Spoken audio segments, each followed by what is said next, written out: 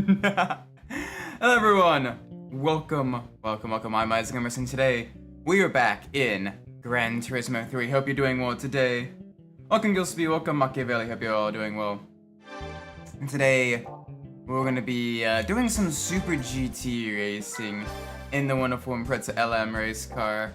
Now, the Impreza didn't actually compete in the top level of Super GT. It didn't compete in the GT 500 category, but it did, however, compete in the GT 300 category. It was run by Cusco Racing, kind of how you pronounce it, with both a GC and then later on a GD chassis. And so this is close enough. We don't exactly have a Super GT car yet, but this is probably about as close as we can get right now. So let's go. Let's dive right in. Oh boy, a bunch of NSXs. Got the Denso Sard Super as well, and some GTRs. So 2 NSXs, a Super, and 2 GTRs. The NSXs might do quite well here. We will see. It's a 10 race series. Seen any 500? I did. The rain delay and everything, the sheer number of accidents, it was a little bit chaotic. Big props to the winner though, I'm not gonna spoil it. But if you've been watching this series, you could probably guess exactly who it was because they were the one that was winning everything else. But big GG to him. But yeah, that was fun. I watched the Monaco Grand Prix earlier as well. I'll probably be missing the Coke 600 with the stream and everything, but I'll try to watch it maybe later on in the week. I'm not as big a fan of modern NASCAR compared to older NASCAR stuff, so you know, not quite as upset to miss that compared to, you know, the Indy 500 or the Monaco Grand Prix. Those I made sure I watch because I like watching that type of racing. I think I may have picked this vehicle that's slightly too quick. Oh well. But the Cusco Impreza, it actually won in its debut season. The GC chassis won in its debut season in '98, winning its class at Motegi. Outside of that though, they got a couple of good podium positions, some consistent points, but never really won any championships. When Cusco switched to the GD chassis, which is the same chassis Impreza as we're driving currently, this one, they opted to use a four-wheel drive system. Now that four-wheel drive system on one hand did improve traction out of slow speed corners and in the wet weather conditions, but it did add weight to the vehicle and did make it mechanically more complex as well, which potentially reduced reliability. They didn't do nearly as well compared to other vehicles, which were starting to get more aerodynamically efficient and was starting to really, you know, get a lot quicker. However, they did win one race in 2008 at Sepang circuit in Malaysia. And it's likely that the four-wheel drive system allowed them to better conserve tires and maintain traction on the much more abrasive and lower grip surface of Sepang compared to the more smoother and grippier tracks that they normally race on in Japan. I did look up a little bit of the weather for that 08 race, and while it looks like it rained earlier in the day before the race happened, the race itself was dry, so probably starting on a green track still, with the rubber washed away, which did probably benefit the Cusco Impreza, but probably didn't really, you know, it unfortunately didn't really get too many other successes in the Super GT era of Super GT. Welcome Midnight, hope you've been well. Right now we're doing the Japan GT Championship. And we got some good pace. I think we probably should have switched to the Lexus. Lexus would have been a little bit slower, I think. Oh well. We're absolutely rocketing with the forward drive Impreza here. This box of 4 absolutely tearing up the track. The forward drive giving us the extra grip. I think my PlayStation Plus membership. Ooh, nice. What are you planning on doing with that? Like any specific games online you're planning on doing, or just you know, to have the habit to, you know, if you do want to do online stuffs. It's annoying that you have to pay to use online features. Like, bruh. I gotta pay to use my own internet.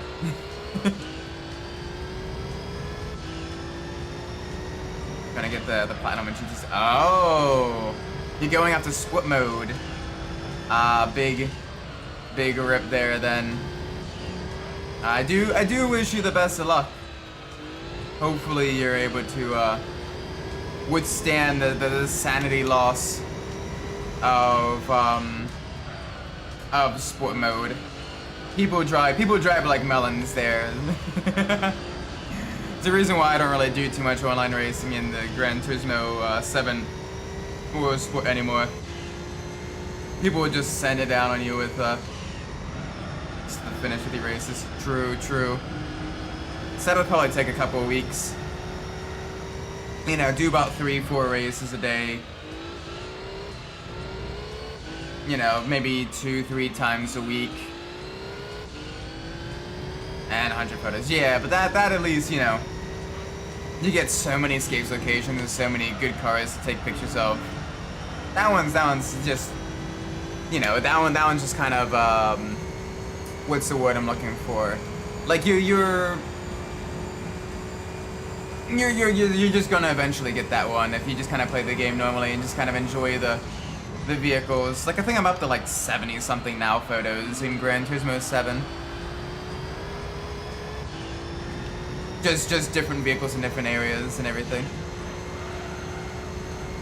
Hey, just in time for you know, just in time to celebrate the Monaco Grand Prix and everything.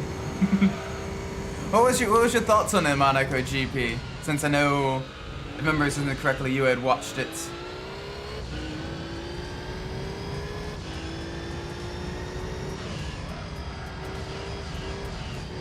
Leclerc did decently enough, you know, getting on podium and everything.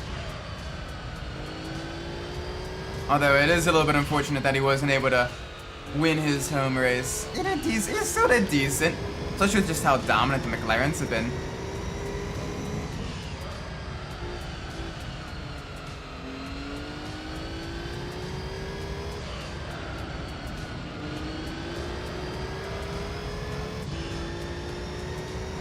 Alright, just a little over a lap to go.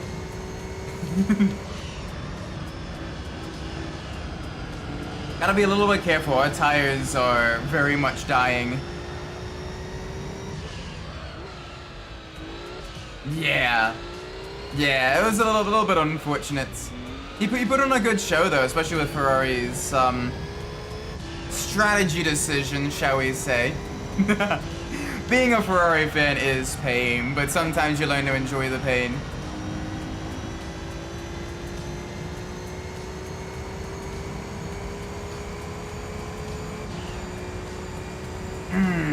I gotta be a little bit careful.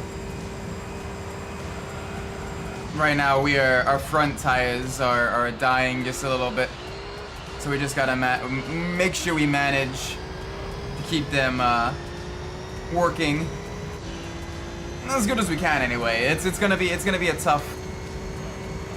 It's gonna be tough, but we can do this. We can do this.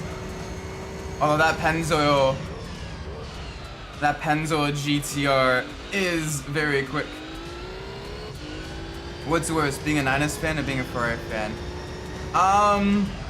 When was the last time the 49ers won a Super Bowl? Because the last time Ferrari won a Constructors' Championship was 08, and the last time they won a Drivers' Championship was 07. So, coming up on 20 years. And the sad thing is, I watched those Grand Prix live when I was younger. Because I am old. 1994. Oh shoot. Okay.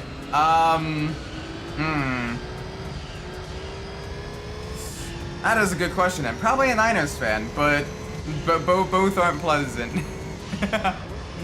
Hey, it's good to root for the historical underdogs, though.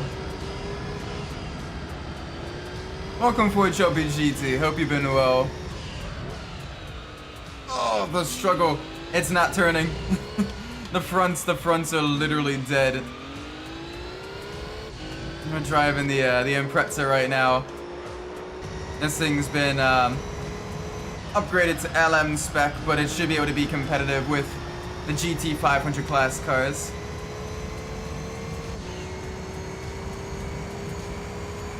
They had the third most playoff wins since 2010, but no rings to triple. Ah, coming close but no cigar like Ferrari in 2017 and 2018. Okay, I get that then. Big rip. Forward as well, F1 and Indy kind of 90. Oh, jeez. Yeah, I'd watched some of the early 2000s Indy 500s, but I wasn't quite young. Wasn't quite born early enough to have really do well. To really watch and actually memorize, you know, have it memorized. So I mainly watch like the IRL and reunification in E500s.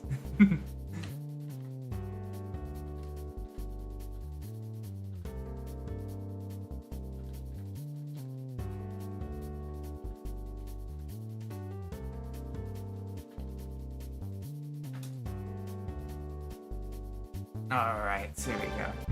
Speech is gonna be coming. Oh, we're close. We're in an Impreza.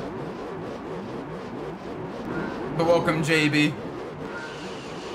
Up against other Japanese GT cars, NSXs, GTRs, all that fun stuff. It's a Niners fan, you're either watching your team compete for the Super Bowl or the #1 pick. Yeah, to be fair, I guess with Ferrari, they've had a few more like genuinely terrible years. 2020 was a particularly bad year, as well as 2014, where the car was just absolute dog water and they were nowhere near competitive. But on the other hand, they have had the kind of the big enchilada a little bit more, a little more recently than the Niners, I guess. Which makes it hurt all that much more. Like I'm Imprezas look like they have a task addiction and a 1,000-yard stare. I mean, I think they look kind of cute though. But yeah, they do look a little bit derpy. But they're fun to drive though, and they sound. I love the boxer engine sound.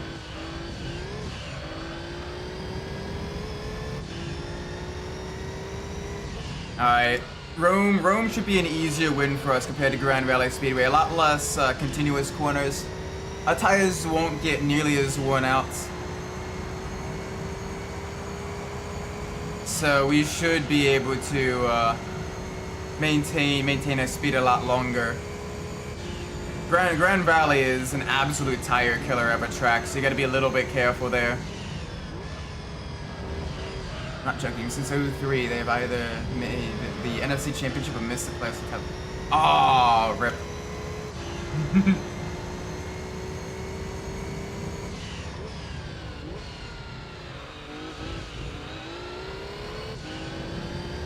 Alright, let's try to put a little bit of a gap on that Pennzoil GTR. That one's doing surprisingly well.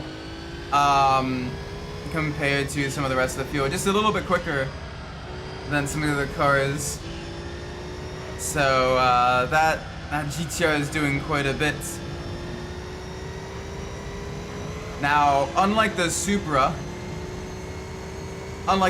which eventually got powered by first the inline 4 and then the later on the V8 engine, the GTRs, the JGTC R34 GTRs stayed being powered by an inline 6 motor, the RB engine. Though it did get a little bit of displacement increase from 2.6 liters to 2.7 liters. So just a little bit more, little bit bigger engine,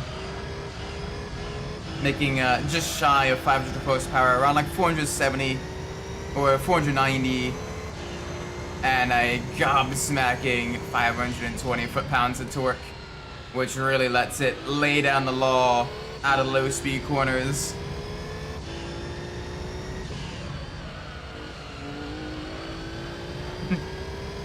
Yeah. But the GT Impreza has been doing us quite well, despite the lower displacement.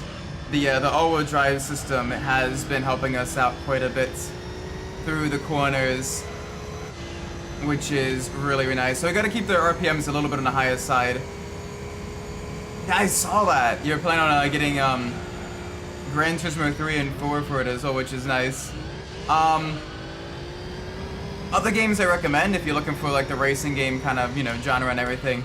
Enthusiast, because, well, it's one of my favorites. As well as the Tokyo Extreme Racer games are really good PlayStation 2 exclusives.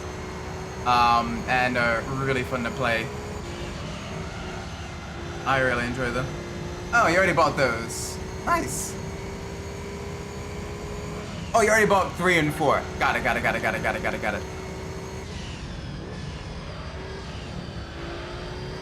That is awesome. Well, yeah, there was so many good racing games for the PlayStation 2. Everything from AAA stuff to, you know, AA and kind of more obscure publishers. Yeah, pretty much everything. Off-road racing, circuit racing, street racing, Supercars, quirky kart racers, whatever the heck Churro Q was.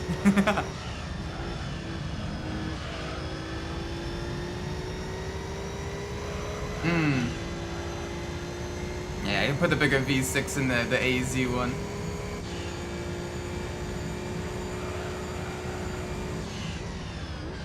Nice. Hopefully when you get it, everything works, you know, well and all that stuff.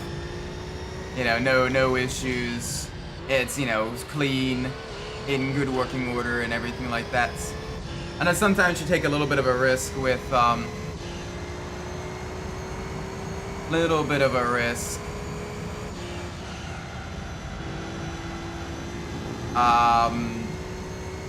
with buying used, especially older technology. But hopefully everything works well and comes with everything.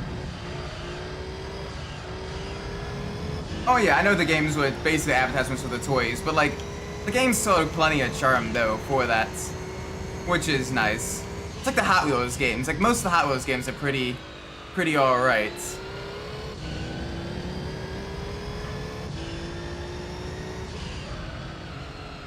And it just kind of adds to, you know, the brand recognition and everything. But away from getting stuff lasting quickly. Okay, so at least they, you know, they have their reputation and they're pretty solid then with that.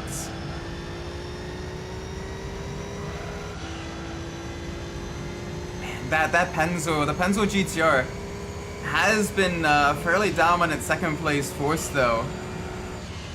Although the Solid Supra actually managed to pull away just a little bit. So I guess the on the higher speed tracks maybe the Supra able just to leverage its aerodynamics a little bit more. I'm not sure.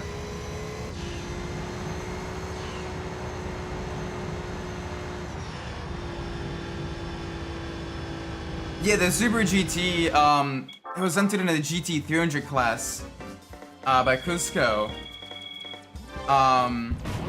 Wait, are you talking about the Impreza or are you talking about the later on BRZ? Oh, alright.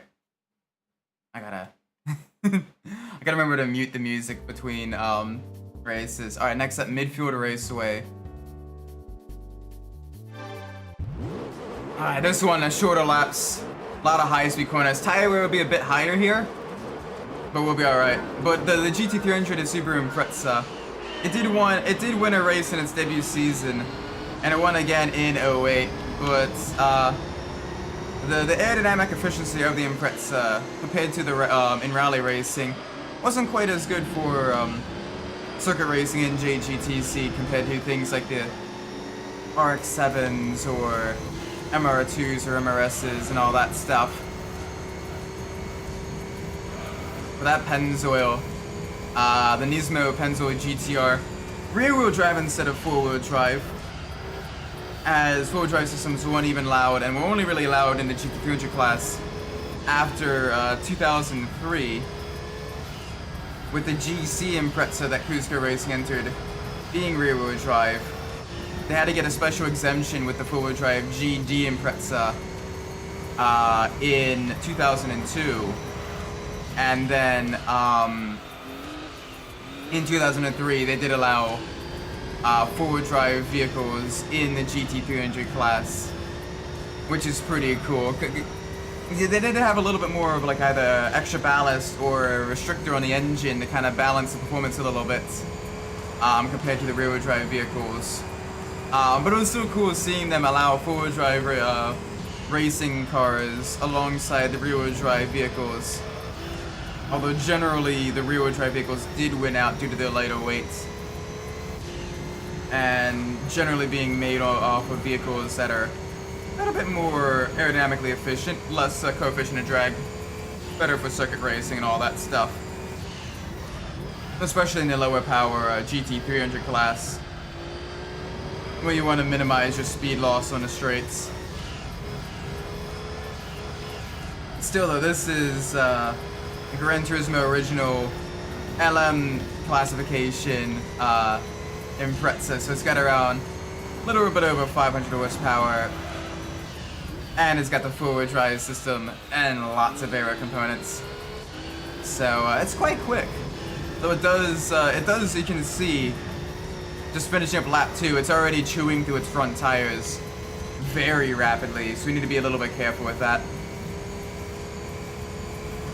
Need to be just a little bit careful. Alright, brake just after the bridge. Especially in the Midfield Raceway with all the long high-speed corners that really put a lot of stress on those, the front wheels, the front tires. Thankfully, a decent amount of left and right-hand corners does ensure that the tires do wear somewhat evenly.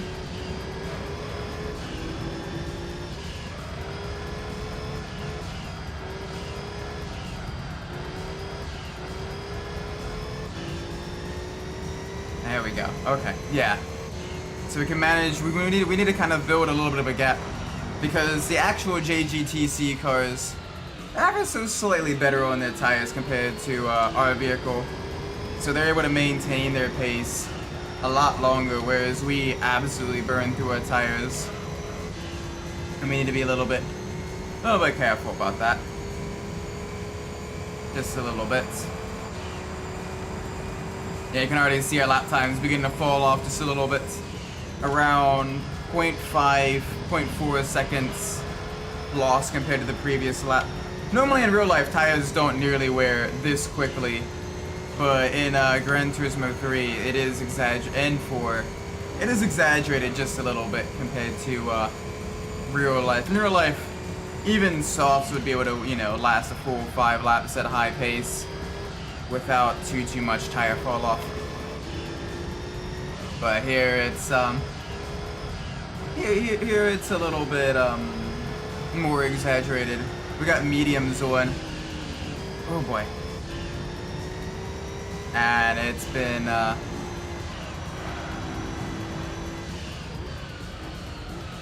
little bit tough. So I come from Disney today. Oh, nice. Hope you enjoyed your stay there.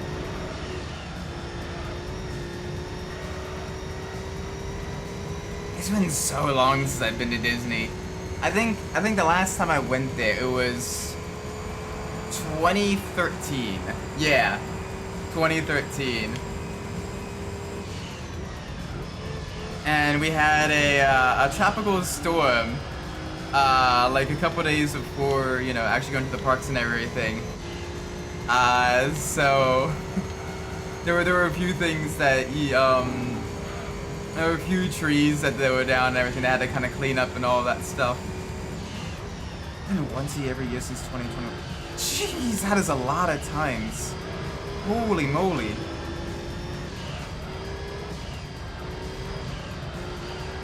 That is a lot. That is a lot of trips.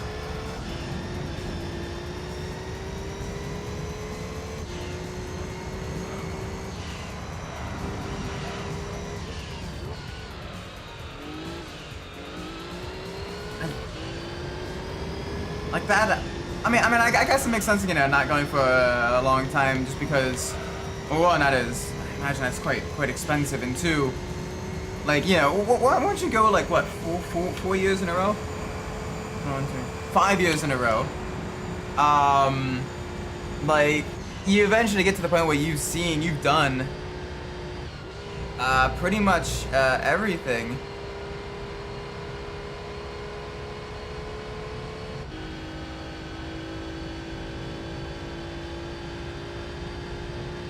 Ooh. Yeah, the Denso Supra is putting in a good fight. That is gonna be interesting. Oh. Right. Although the Pennzoil Nismo GTR shouldn't be underestimated. In real life, it did win the 1995 JGTC race, and it won the JGTC championship. But it also won in '98 as well. Granted, the '98 version was the R33 chassis. Oh, hang on a second. That is bothering me. There we go. Go to software runner for the time being. Oh. A little bit of a bonk there. A little bit of a bonk. Oh, lots of bonks. Yeah, unfortunately there is, on emulator, there is a graphical glitch. At, Special Stage Route 5, where the lights flicker, and it bothers me a little bit. So I do use software mode for this track, probably this track only. How about the bigger IB20 or the SF24 for the other body rear tires? Yeah, they look kind of weird with the narrower rear tires. It looks kind of disproportionate. Looks a little strange. Like, come on, like Lego charges a ridiculous amount of money for these things. They should try to make them, you know, semi-accurate and looking a little bit less ridiculous. All right, take care, JB. Have a great night.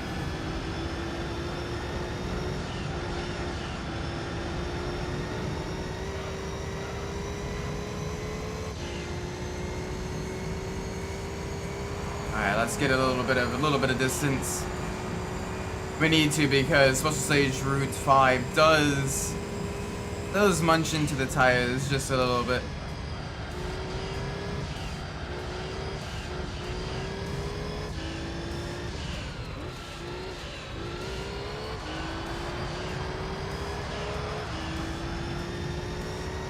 There we go. Alright. A little bit of distance on the rest of the field. Although you can already see halfway through lap 2, and we're already leaving the peak grip range of our front tires. Thankfully, Special Stage Route 5 does have lots of low and mid-speed corners, which will help us quite a bit with the forward drive system of the Impreza. But even still, we gotta be a little bit cautious. Because if we're not, it'll be a little bit spicy. This long right-hander here, the tunnel turn, does munch away at a tire life quite a bit. I don't think we'll be able to pull enough of a gap to really be able to take a pit stop. So we're just gonna have to suffer through it just a little bit.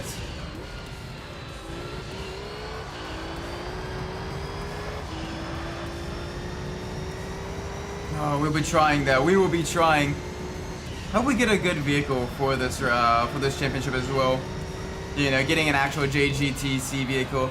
Maybe like the Calsonic Skyline or like one of the Skylines. That way we can enter the professional league race of the red emblem. Not race of the red emblem? I think that's what it is.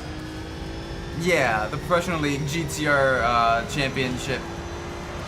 That'll be really good. Although right now, it is a little bit tough. The Pennzoil Skyline is absolutely pulling a masterclass on the rest of the field, pulling away from even the Denso Sard Supra and the NSXs. Now that Skyline has got the sequential 6-speed manual transmission, allowing it to get those really quick gear shifts. Meaning very minimal time is lost with the gears. It's just boom, boom, boom. Now I think the LM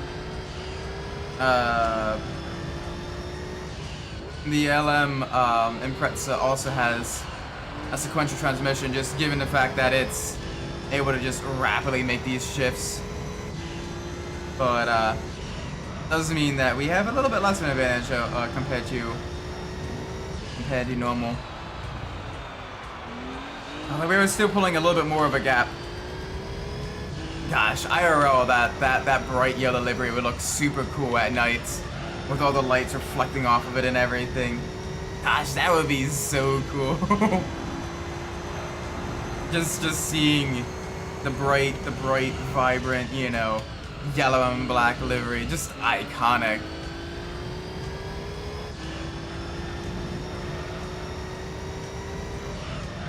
It's a shame that there weren't any kind of street races, like, you know, street circuits in the JGTC, because it would have been interesting seeing those types of vehicles thunder around public roads. But it was a shame. But I guess with how densely packed, you know, Japan is and everything, it is a lot more difficult to shut down city streets for you know, for an actual racing event. Because even the Tokyo E-Pre circuit, I don't think that really uses public roads. Like, that uses like parking lots and like a dockyard, I think, or something like that. Like, I don't think that actually uses roads. Same with like the Brooklyn E-Pre back when Formula E used to race in New York. Like that they used dockyards and stuff for the race, which is pretty cool, and a great usage of space while still being able to have the city in the background for those cool, you know, sweeping shots and everything like that.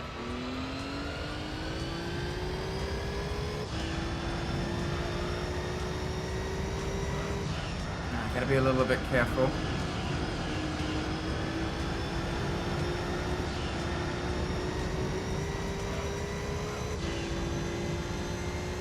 $18, $19. Okay, so not a huge pace loss compared to the fastest lap. So this one, well, yeah, our tires absolutely got murdered.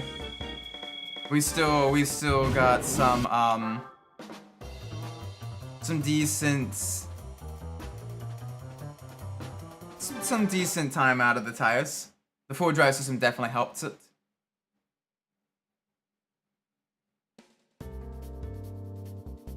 Alright, the midway point of this season, let's do this.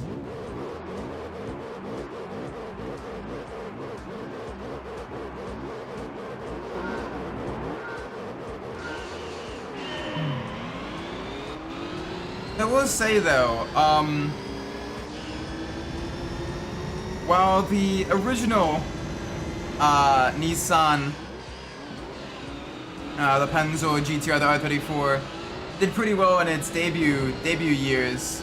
Later on, once its opponents, like the NSX and the Super, began kind of getting their crap together, it did get a lot more difficult for it to be competitive.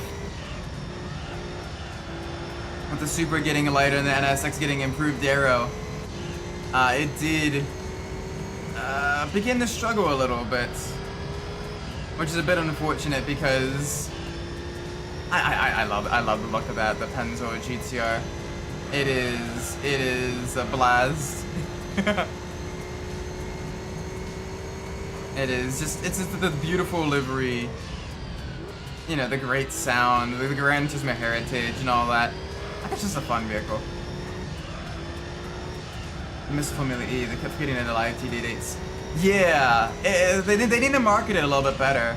I miss when they used to live stream the races on YouTube, because if I couldn't catch them due to, like, you know, certain time zones and stuff like that, you know, I'd at least be able to, like, watch it later on like the YouTube and everything.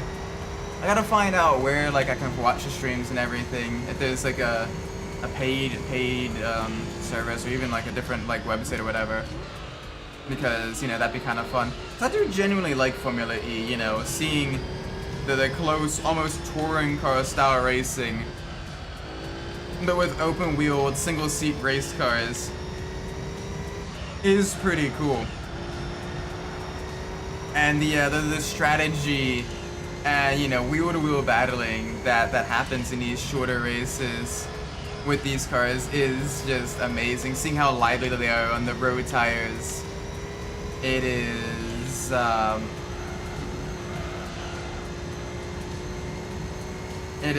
really, really cool.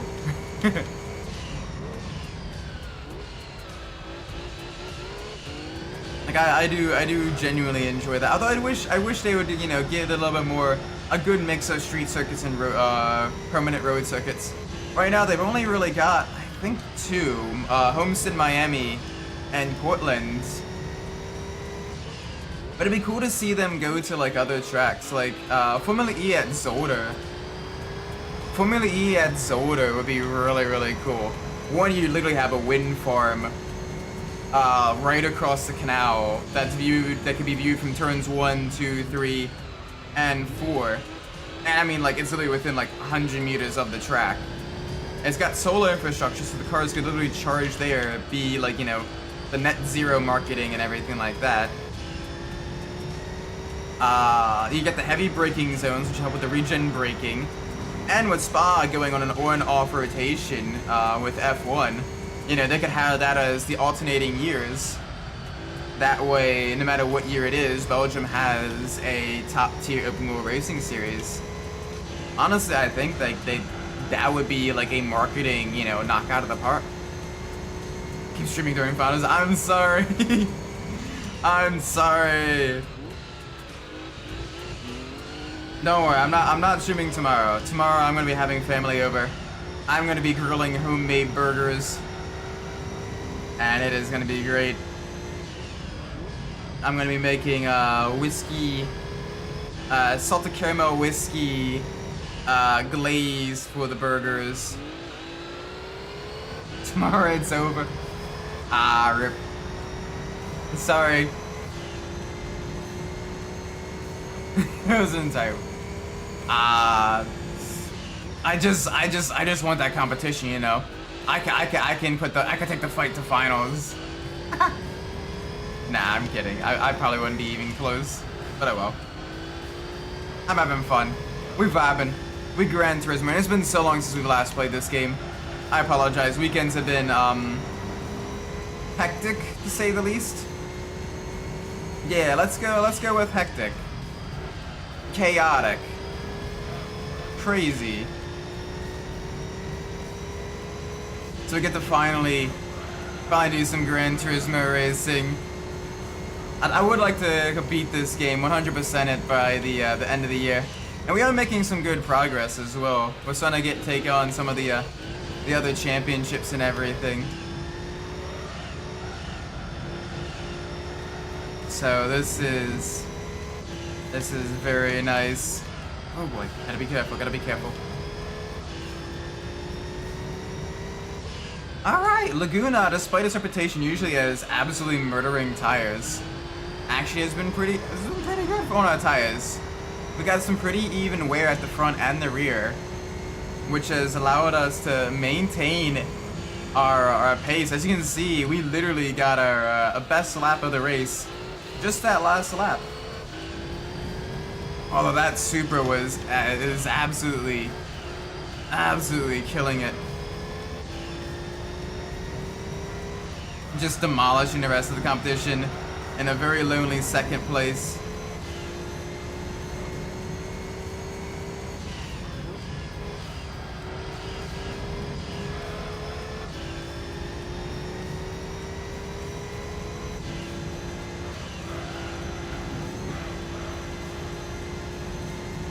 I gotta be a little bit careful heading into the corkscrew the final time. Brake just before the curb. Down in a second. Don't go into first because I don't want to bounce at the rev limiter and brake traction. The corkscrew is a traction limited corner, so you do want to short shift, especially in higher powered vehicles. You do want to short shift in order to minimize wheel spin and reduce the risk of spinning out, as well as to conserve tires. You're getting downhill anyway, so it's not like you're gonna, you know, bog the car down too much. There we go, cross the line.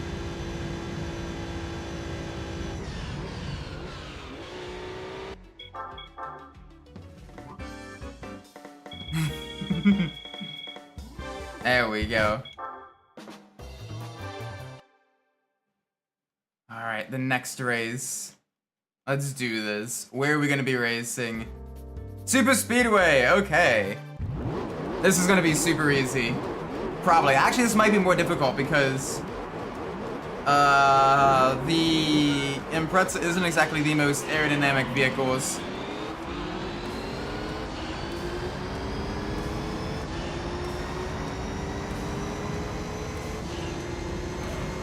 Alright, gotta be careful, gotta be careful.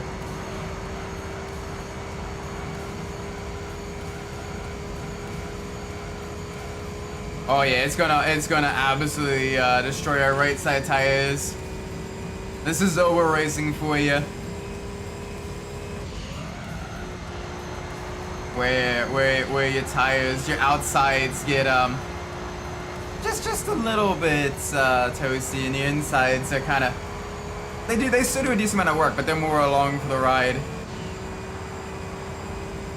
And you can see each time we go through the corner, like our tires are just melting. Like already 2 laps in and we're in the starting to get into the yellows. Thankfully the tires do stay in the yellow range for a decent amount of time. But this may legitimately be a tough race for us because we're only 20% done and our tires are starting to get a little bit cooked, a little bit toasty.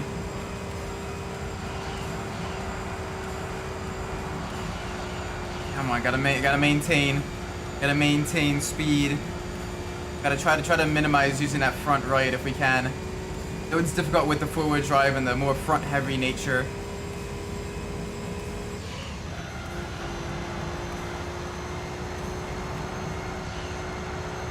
Oh boy.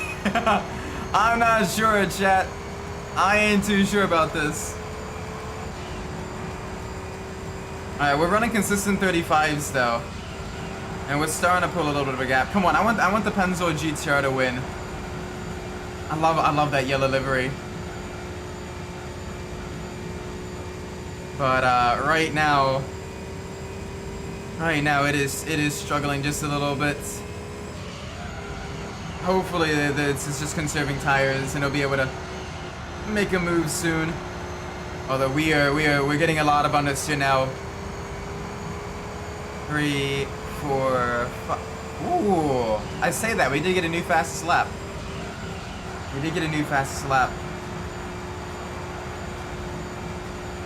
Although they are still very close. Our front right's starting to get into the orange, the yellow-orange range. Oh boy, come on. I'm gonna take it a little bit easier through the turns, try to minimize time lost.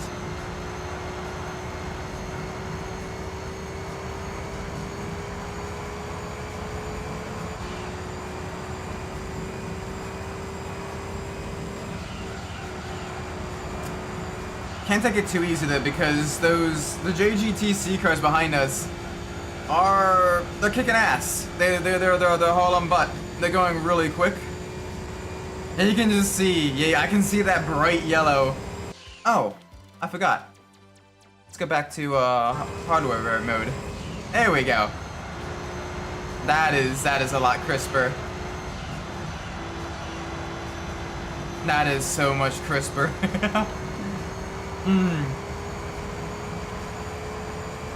Alright, our first 36. A little bit slower.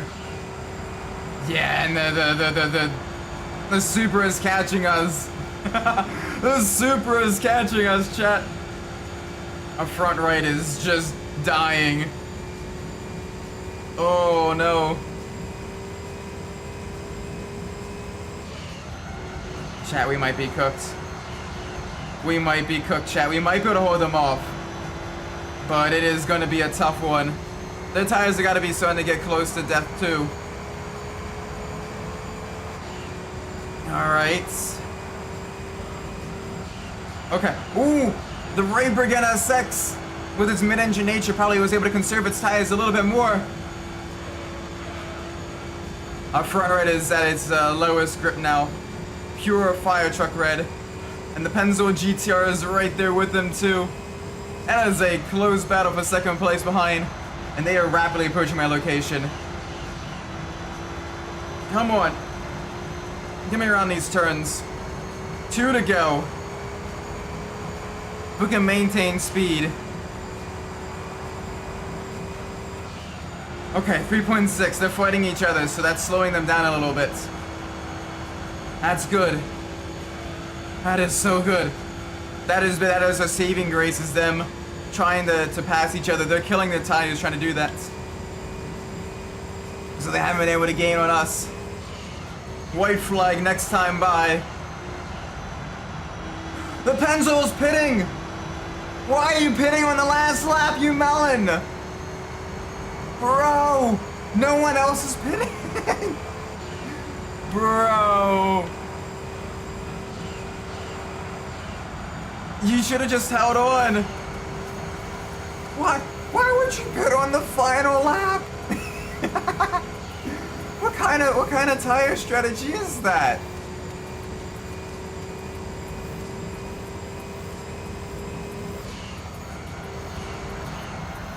Oh boy. Okay, gotta be careful, gotta be careful, gotta be careful. Gotta be very careful.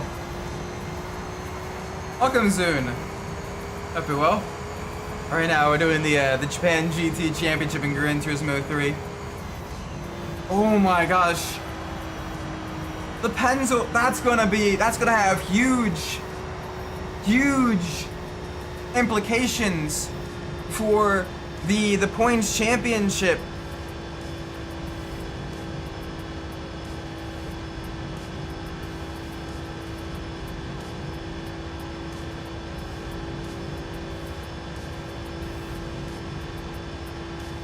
Oh my word. That is going to be just be ridiculous. Ooh.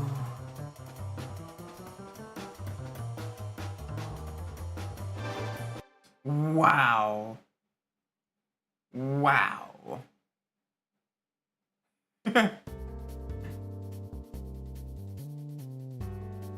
Oh my gosh.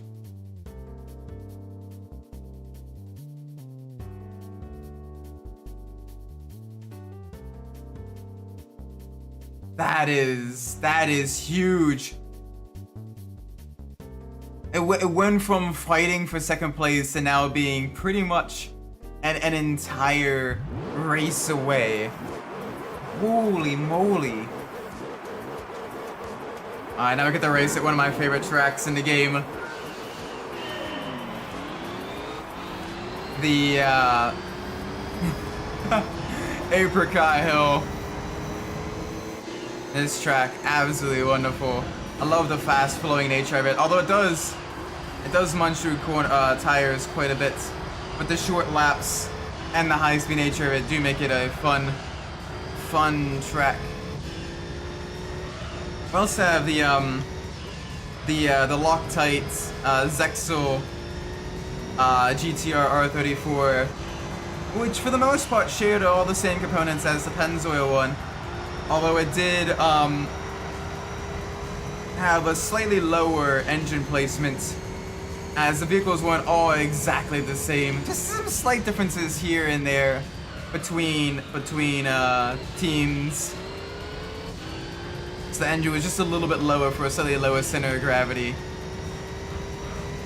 And it managed to finish second overall in the 2000 championship, which was quite impressive as well. Just goes to show the overall pace of those R34 JGTC Skylines. Right now, that the Denso Sard Supra has been quite quick. Though I think the Skyline does do better on this track. I say that, and the Supra managed to get by him. So we will see, chat. We will see one way or the other. It'll be one of those two for sure. But oh my gosh, a last place finish. That did not help at all in the points championship. That was a Ferrari level strategy misstep there. Like pitting on literally the final lap. Like you're not gonna have time to use those tires and make up the grounds. Just as a show that even in the earlier Gran Turismo games, the AI made some interesting strategy decisions, shall we say?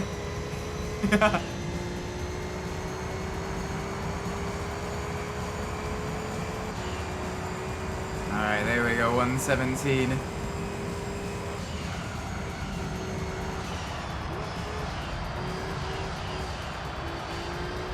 Alright, let's carry the speed through the corners. Let's see what we can do here. Pass all the billboards, pass all the fans.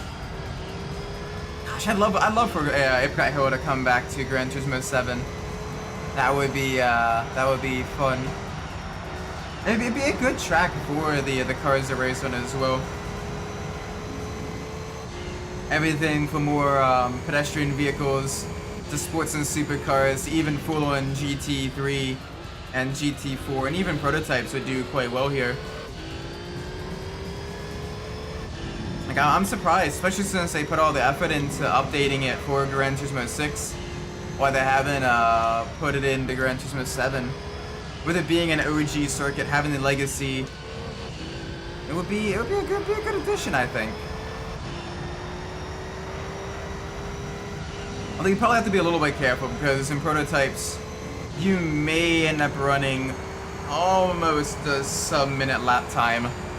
Or pretty close to it. Definitely in open wheel cars, you'd be running a sub-minute lap time.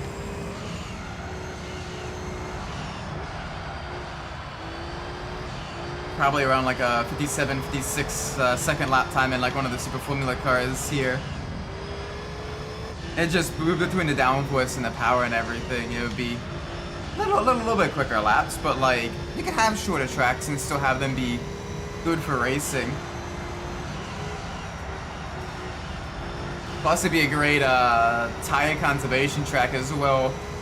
With the short laps, you know, you don't want to pit too often, because that'll have big implications in endurance settings. Big shakeups there. It'd be a fun track. I'd love to have a track like this IRL. It'd do quite well, I think.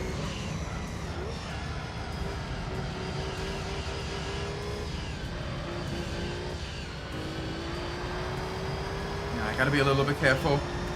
Tires are starting to die just a little bit.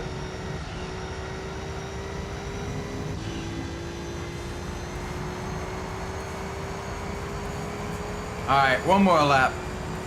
Let's do this, chat. Holy moly. Oh, Nelly. Yeah, the understeer is real. The front right tire is just gone. It has been used up completely, pretty much. And by the time the lap is over, it'll be begging for the sweet release of being turned into a tire swing. You just see when the high-speed left-handers, it's just struggling. We are struggling. Welcome Team 7, hope you're well. Right now we are doing the Japanese GT Championship in Gran Turismo 3. And we are trying to hold on to first place. That super behind is rapidly catching us up. And we are...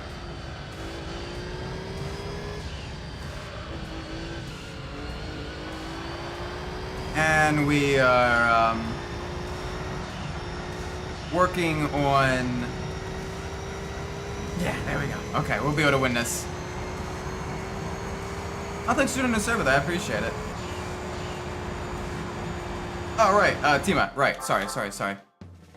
But yeah, welcome to the stream.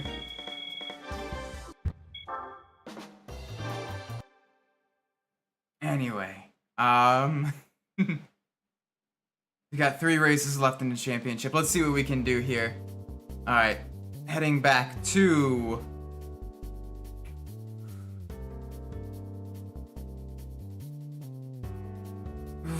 heading back to Grand Valley Speedway.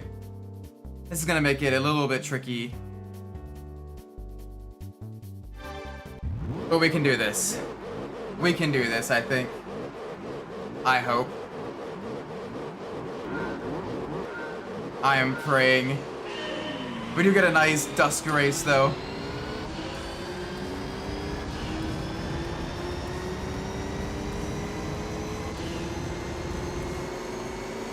Alright, let's see what we can do. Down the inside. A little bit of a nudge on the Autobacks NSX there.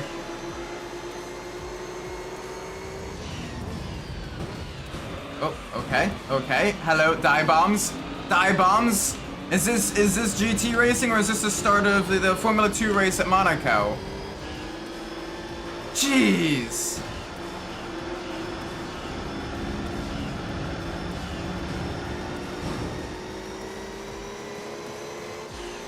Alright, let's get past the Supra.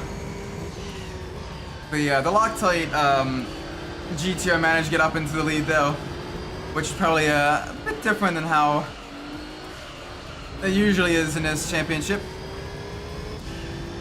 A little bit less successful in its campaign in JGTC compared to the Pennzoil version. With only its 2000 season really being a standout year with the 2nd place. Yeah, no M3 GTR though, here, only the Japanese cars. Things like your R34 Skylines, your Supras, your NSXs and all that stuff.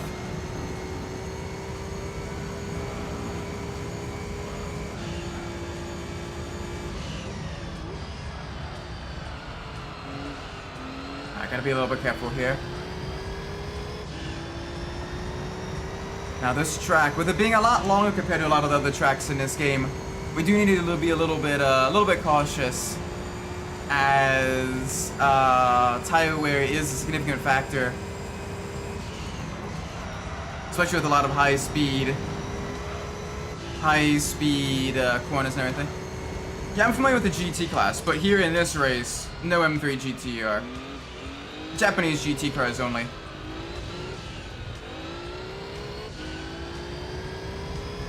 Actually, this game doesn't even have the M3 GTR. That came in Gran Turismo 4 and later Gran Turismos. Only BMW in this game is a non-M3 series, No, from the E36 generation at least. But it's fairly expensive for its performance that it offers. So I don't really use it that often. Actually, I don't think I've ever used it in a Gran Turismo 3 playthrough. As usually for the price you can get Japanese cars for that'll be much quicker and they can enter a lot more events.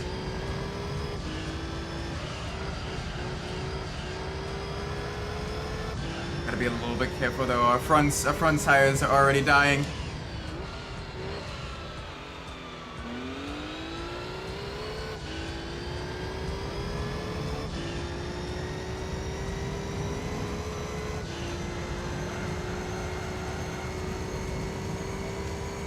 Alright, we're pulling away from the rest of the field. Although the Pennzoil GTR is finally doing pretty good. I'm hoping he's able to catch back up to the Supra after the disastrous race on the Super Speedway Oval, where he decided to pit on the final lap. I was hoping for a close championship battle between the Denso Sard Supra and the Pennzoil GTR. But that pit there definitely hurt it just a little bit compared to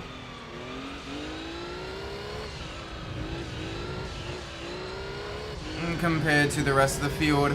They're gonna finish a dismal last place.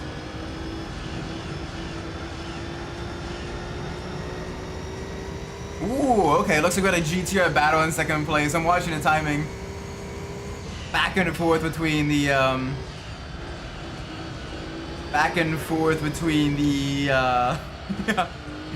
the Loctite R34 and the Pennzoil R34. So you're getting some really close battles there. Yeah, the Supras here in this race are also the A80 generation. Although these ones, instead of having the 2JZ engine, they have an inline 4 engine for reduced weight. So very, very, very different engines. And then later on, they actually swapped to a V8 motor in like the mid 2000s from the inline 4 for better displacement and torque, while maintaining that 500 horsepower limit.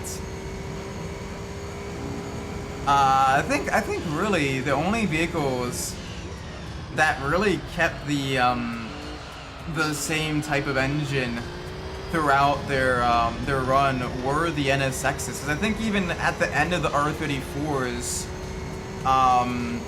run, correct me if I'm wrong, but I believe they swapped to V6s.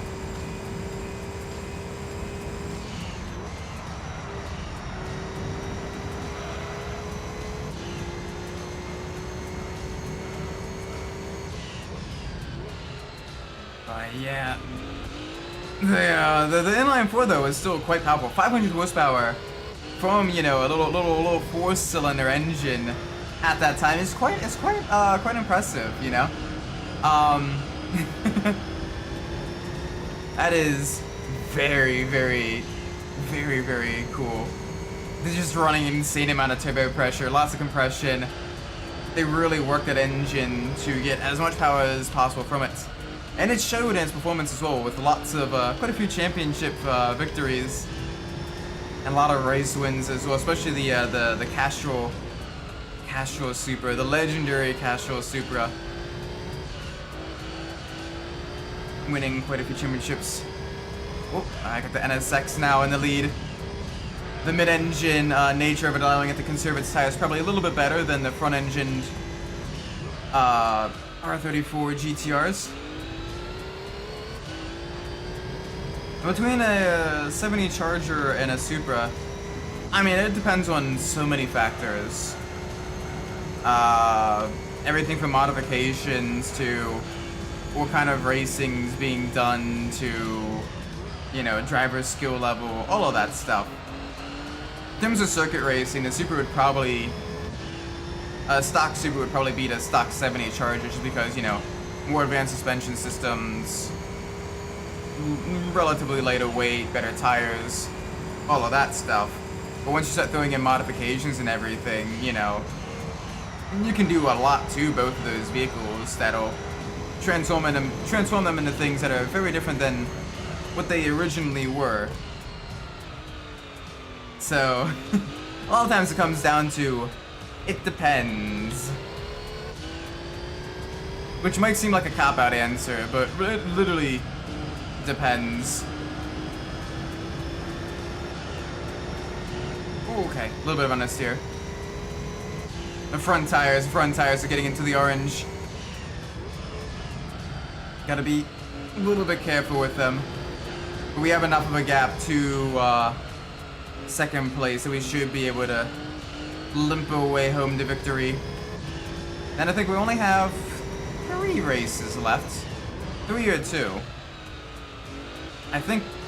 I'll have to double check. We will see. We will see. I've lost count on how many races. Oh boy. Alright, come on. Easy through here.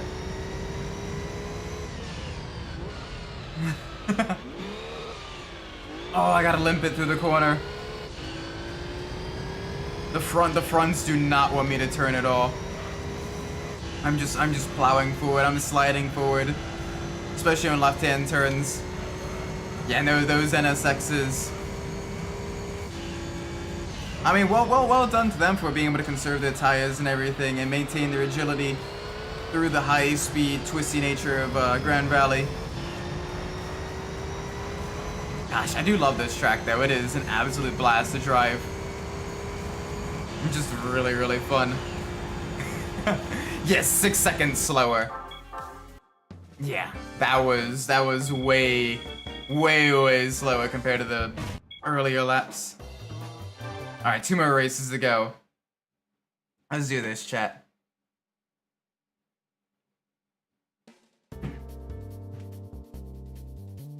Ooh, boy. All right, another long race. This time it's a lot of stop-start corners.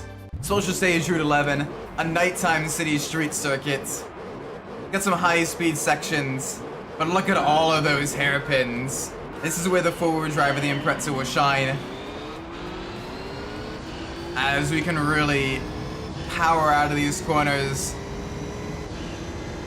get the traction down, and reduce the amount of wear on our rear tires to prevent us from spinning out. Though we do need to conserve our fronts a little bit, otherwise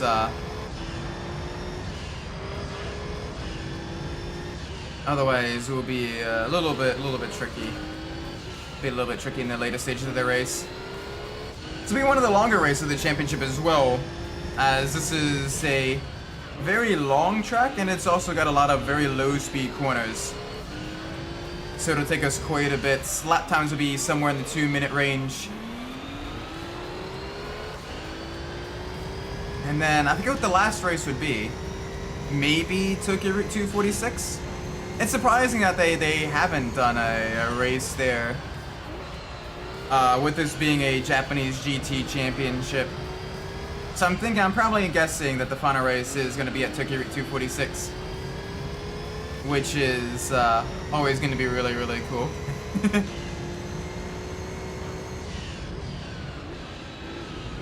Gotta be a little bit gentle.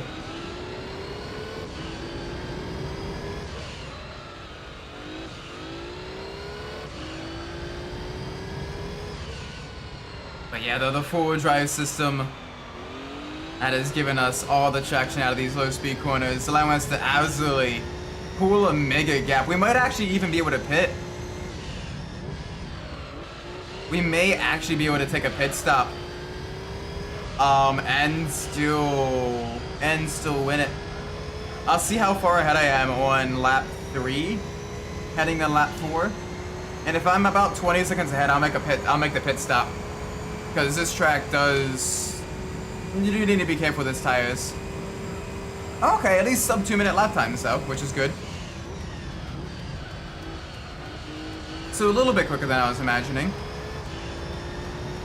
You need to be careful though, because the pit lane is on one of the highest speed sections of the track, which does make things a little bit tricky.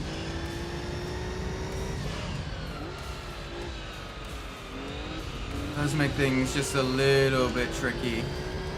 as we'll lose considerably more time compared to the rest of the field on that straight if we do pit, compared to if the pit lane was a lot slower speed, was, you know, a slower speed section. So I'm thinking probably 25 seconds. If I'm 25 seconds ahead, I will pit. If I am less than that, I will suffer through the tire wear.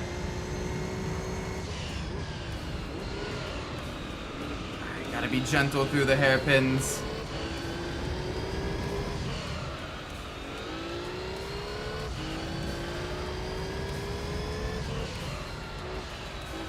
There we go, there we go.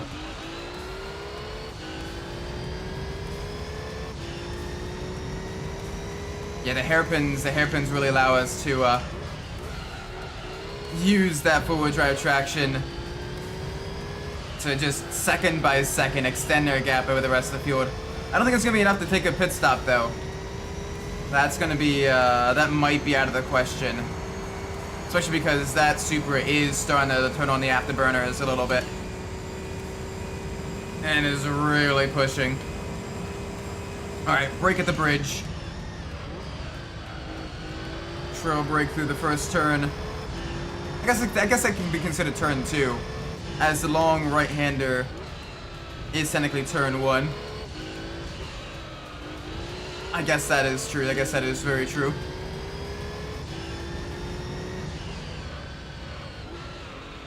Alright, hairpin after hairpin. Then a chicane that we can take basically at full throttle. We just gotta get the angle right there. A slight kink, if you will. We just gotta set the vehicle up to straight line it. And then brake. I could brake a little bit later than that. I probably should brake a little bit later than that. That was a little bit of time loss there. We're holding our time now to the so-sorry Supra. The only Supra as well. One Supra against a field of 2 GTRs, 2 NSXs, and a Super Impreza. So, you know, no team orders there. They are fighting alone.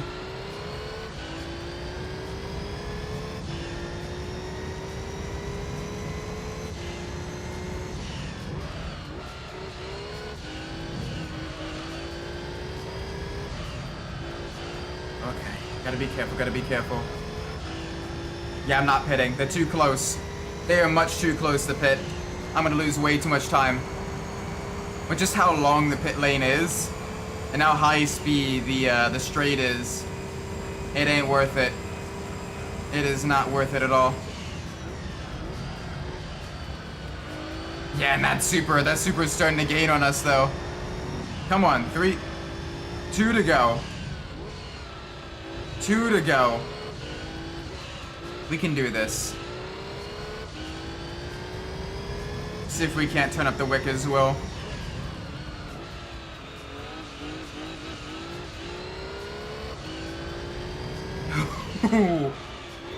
They're getting closer. They are getting much closer, and I'm a little bit scared.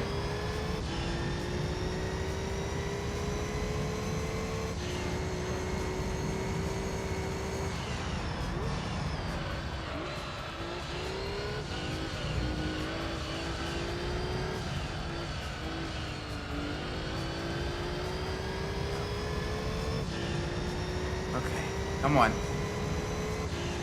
Be a little bit careful. Brake just before heading into the tunnel, into the hairpins. Use a little bit of the banking to our advantage. Thankfully, with the sheer number of corners, right and left, the tire wear is pretty balanced between the left, right, and the front and the rear with the high and low speed corners. So that is one of the benefits of the forward drive system is on tracks like this. Yeah, tire wear is still pretty high. But you know, we're managing. We're able to pull up a considerable gap again on the Supra. Although on the straights and the higher speed sections, it'll be a lot quicker than us. Much better aerodynamics. But we're in a little bit more of a boxy, shorter wheelbase, taller roof, GT car. Whereas they're in a much more low-down, sleeker, more aerodynamic vehicle, so they can reach a much higher straight line speed. As evidenced by the fact that they had us, they got pretty close to us at Super Speedway. We were really only able to leverage the forward drive acceleration from the standing start to make things work.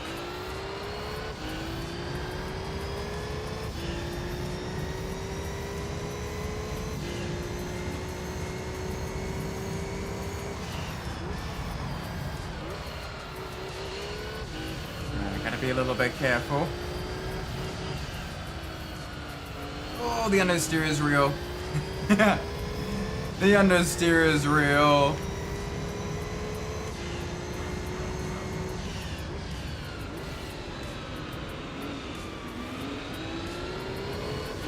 We got this, chat. We got this.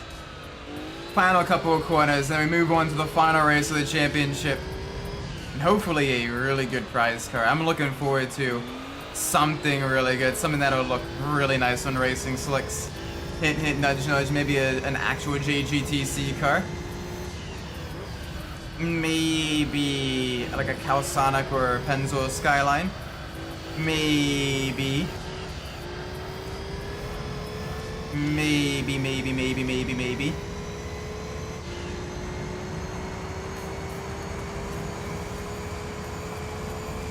Boom, shakalaka.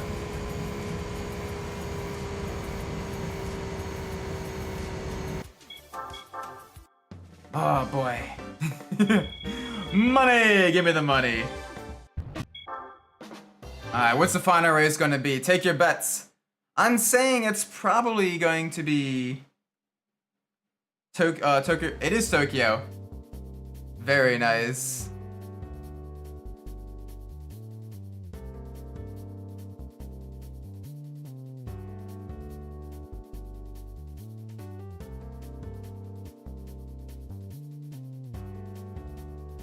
Okay, let's do this.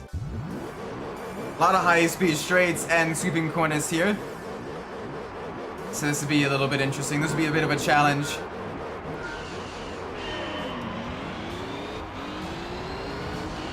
But we can make this work. Use the acceleration of the forward drive.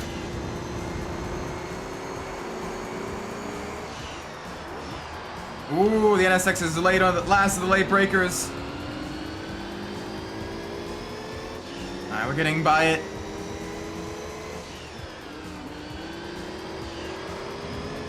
Okay. Up into third. Come on, can we get up into second? There we go, alongside. A little bit of a nudge. This high-speed right-hander, you can see already a puff of smoke from the... Whoa! The Nismo GTR ahead of us. So gotta be a little bit careful, because they're gonna be chewing through tires too. I think we might actually see a few rivals changing their tires. Bonk. You might see a few rivals changing their tires this race. Oh boy. Ow, hi. Can you not chop my nose off there?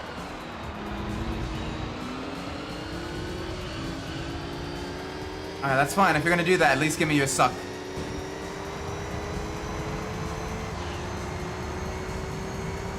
Give me your suck. Alright, here we go. Down the start, finish straight. Lap 1 done.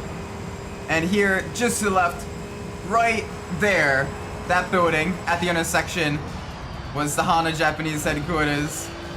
Where if you go into photo mode in different Gran Turismo games, you can actually see different Honda vehicles, as well as other Honda stuff there, which is really cool. A nice little nod to the culture impact and the thought that went into designing this street circuit here. And it is a beautiful street circuit as well.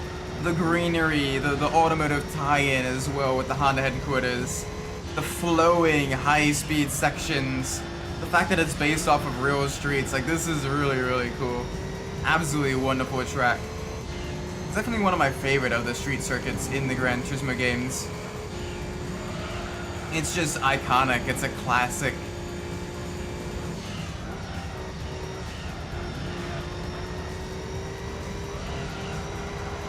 Gotta be a little bit careful through these corners, trying not to murder our tires too much.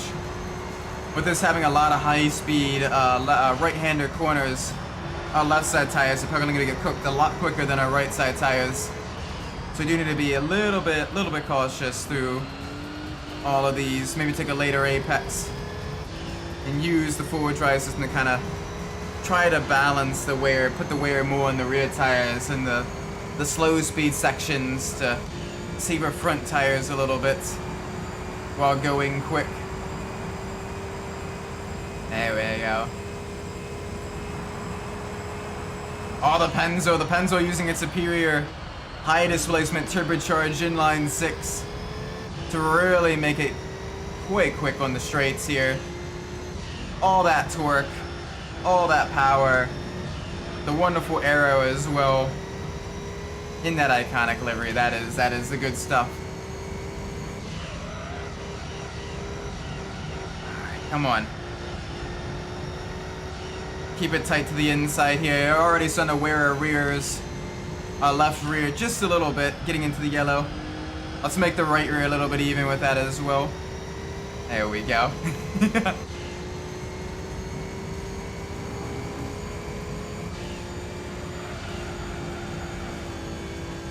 Alright. Be nice and gentle. That Pennzoil GTR is keeping pace with us. They're considerably closer than we were racing at Special Stage Route 11. So we gotta really make sure we do the best we can. Because the high-speed sections, they do have improved and superior aerodynamics to us. Which means they'll be able to reach higher top speeds. In addition to that, they will be probably better on the tires too, but we don't know yet. We gotta set a new fastest lap. And I managed to put another about half second, maybe a little bit more on the GTR.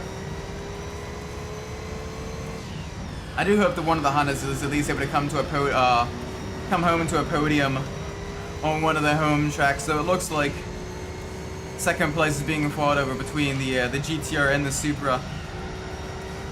But who knows, maybe the Hondas will be able to conserve their tires more and lead a late race comeback. Maybe. This is a track that does have pretty significant tire wear, so you know, we're not too far off of that. Gotta be gentle through here. Yeah, alright, the Super is catching us just a little bit. They gain about 0.4 seconds on us. But we are coming up to the final lap, and our tires are still... Ooh, that didn't help there, but our tires are still in good condition. Tires are still in passable condition anyway. Although that high-speed right-hander turn 4 and turn 5 will probably give us a lot of trouble. Give us extensive wear on our tires.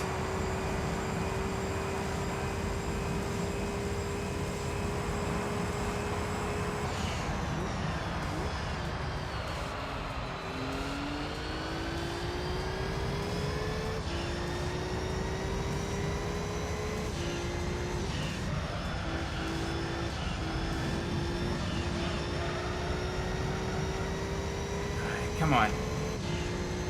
Alright, let's do this.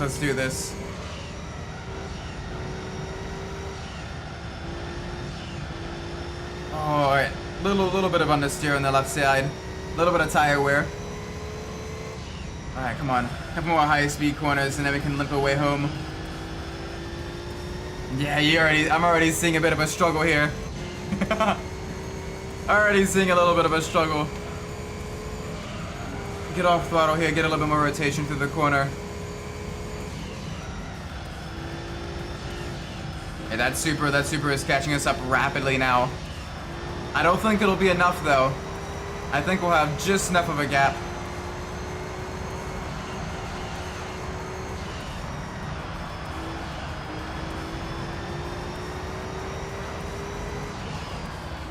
Just enough of a gap to make it work. Although, just barely. I can see them coming around the final corner now. Yeah, Super and GT will be rounding out the podium. Rip for Honda in their home race.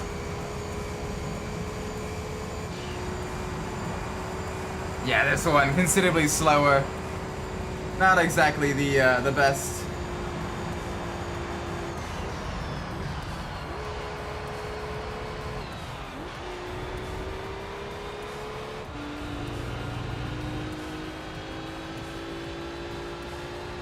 Holy moly.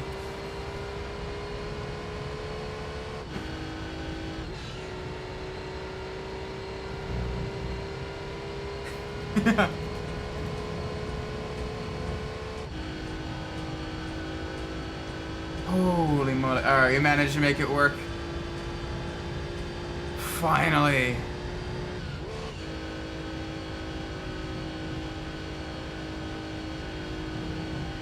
Alright.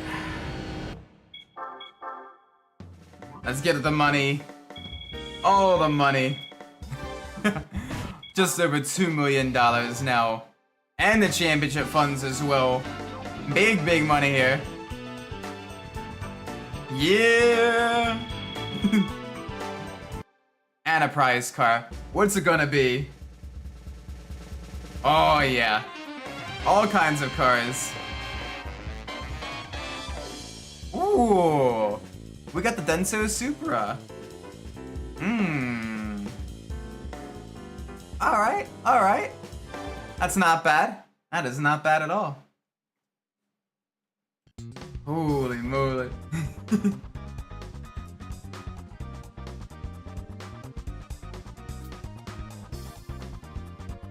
Yes, very nice. Thank you. Thank you for the nice note. Welcome to the stream. Alright, let's see. What else can we do here? I got a decent amount of the championships won. We can do the Gran Turismo All-Stars as well. That'd be a solid one to put our newfound Supra on.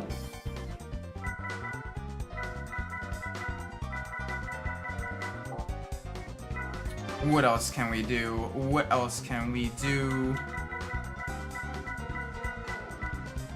We haven't done the Mercedes race, which we can do too. That might actually be a solid option for us.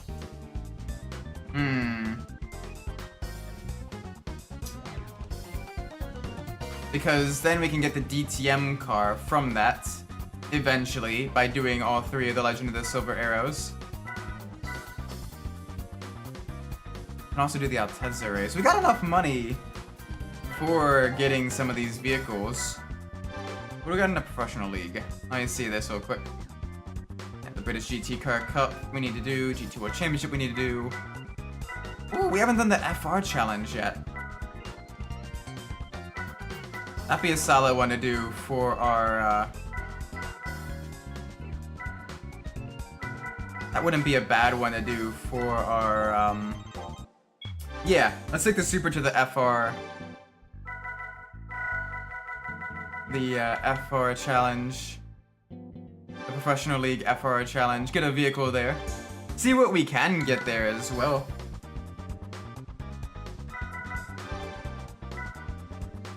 Alright, let's do Deep Forest Raceway to start out in Switzerland, as that is where apparently the track is canonically located.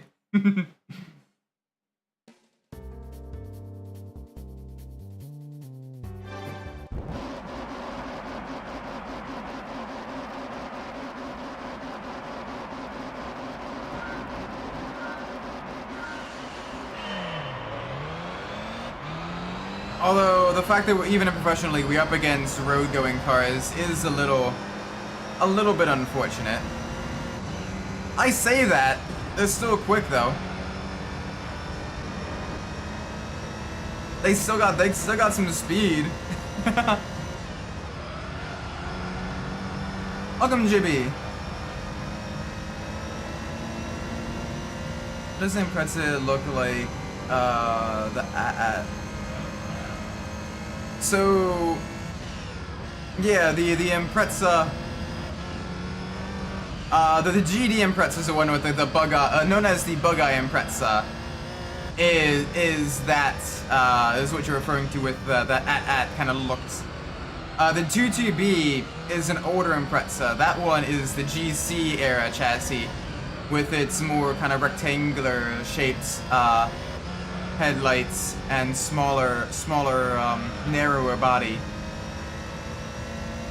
But the one with the kind of more rounded headlights, that is the GD chassis. Welcome, Bloodwolf. Hope you've been well. How did you enjoy Zolder earlier today? I guess it was yesterday for you, but still, it's still today for me. Oh, I got absolutely bullied that race. I'm still a little bit frustrated, but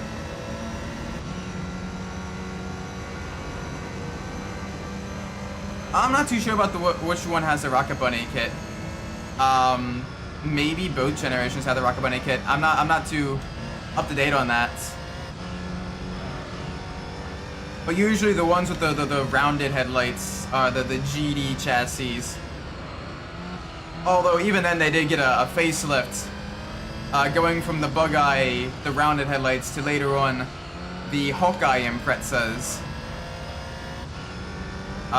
which are also a GD chassis, but with a new front bumper and improved performance.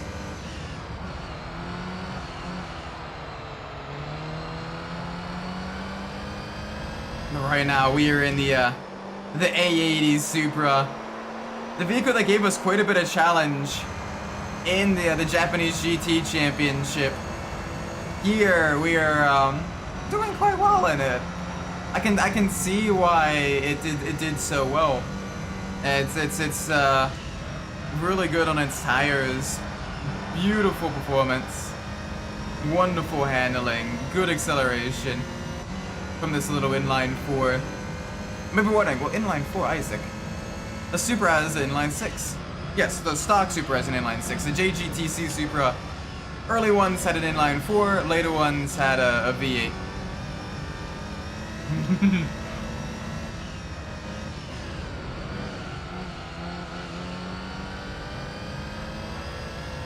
And right now we are going through the twists and the turns of the old Deep Forest Raceway without the hairpin.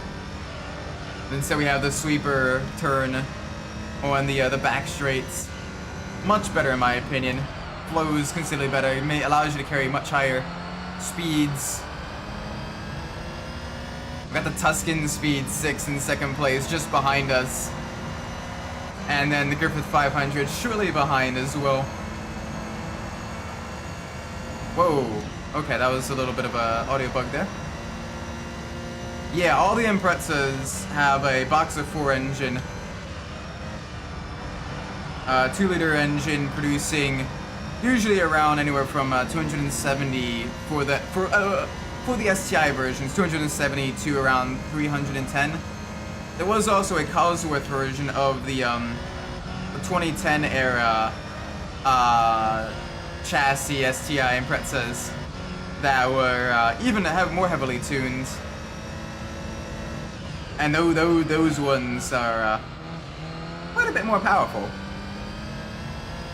and they sound and look beautiful. So GTM was something, huh? Yeah, GTM was interesting today. For those of you that aren't aware, earlier today I wasn't streaming it, but you can find the broadcast online of the actual race itself. I was doing a multi-class GT2 and GT4 race in a Circuito Competizione at Zorda Circuit.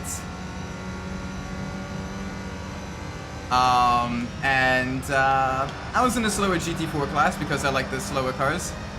And I got bullied. I got ran off the track a couple of times, so whoopsie daisies. So the Lancer Evo, with the exception of the final Evo 10, all of them had the 4G63 engine, which was a inline 4-cylinder engine, double overhead cam, turbocharged, producing initially around 260, 270 horsepower, and then eventually going up to around 300 horsepower in the later Evos, 310. And then the Evo 10, I forget the exact engine code that one is, but that one is also a inline 4. I know hitting the brakes for the close-up. Bruh, this is why you set your this is why you get your setup done earlier ahead of time, and you make sure you get everything all nice and cozy, and you save that setup too. Otherwise, you're gonna be cooked because you're trying to, in the final minute before the race starts, you're gonna try to like adjust everything, and that's gonna hurt you because you can't get your head in the game. You'll be struggling. You'll be scrambling through the menus. You might forget something. Miscalculate your fuel. Don't tell me how I know that. I've done that a couple of times in my earlier ACC days. Oh yeah, no, you were perfectly fine with the overtakes. Honestly, you probably could have been even a little bit more aggressive. Because there were times when I'm like, okay, you can pass me. Like, I gave you like the inside line and everything, and you need to kind of hover around the rear just a little bit, but better safe than over aggressive.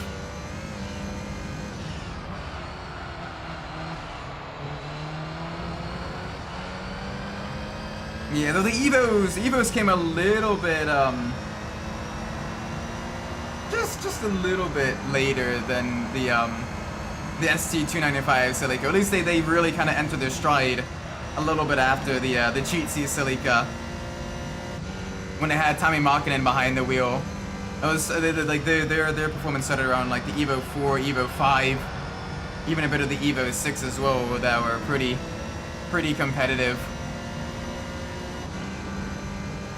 Although come the turn of the millennium, the early 2000s, hatchbacks like the the Peugeot 206, as well as renewed fight from Subaru and Ford as well, did give those Evos some pretty hefty challenge. The early 2000s, the late 90s era of the WRC had some really good vehicles. Everything from the Lancia Deltas and the Ford Escort Cosworths to the Ford Focuses, the Imprezas, Peugeot 206s, all that fun stuff. And then Citroen came in like the mid-2000s and just like absolutely curb stomped everyone with Sebastian Loeb. Those Citroens were just a whole another level. Like Xeras. Like jeez. They were rapid beasts. They were very quick.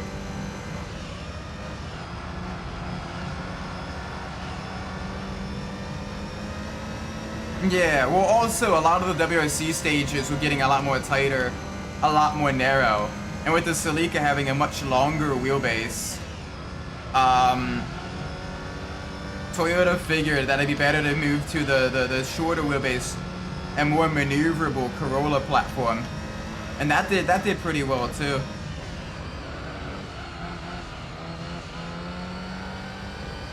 Ah, right, because you couldn't get the heat in the brakes. Right, big rip there.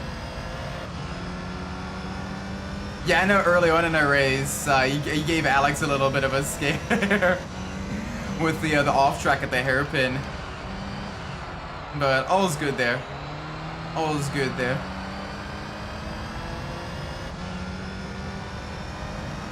Oh, I didn't. Okay, I need to make sure I change the oil of the Impreza as well. I'll do that after this series of races.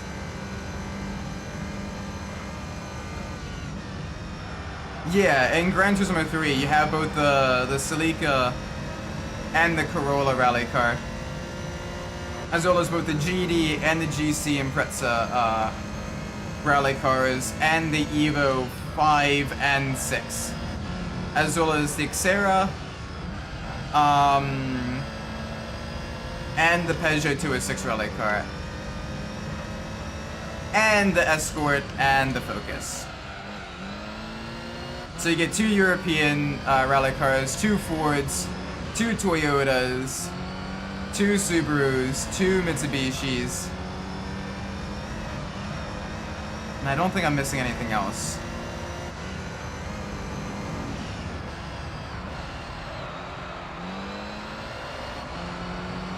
Oh boy, we're coming up on lap traffic. I think we may have bullied them a little bit. We may have caused them a little bit of bullying. Oh, that's one thing I wish. I wish the final drivetrain limited races did actually feature racing cars in them. Because otherwise, you do end up with things like this where you're driving a race car against basically fully modified production cars.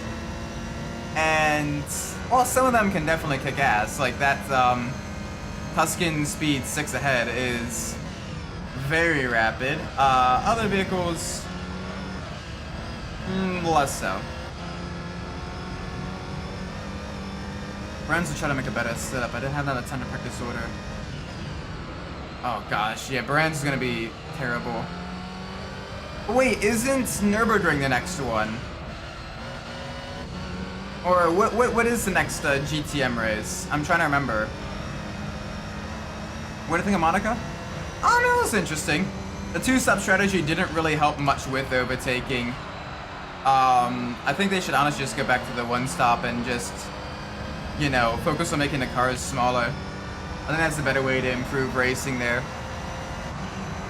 But yeah, it was. I still like the seeing them drive that quick around the track and everything.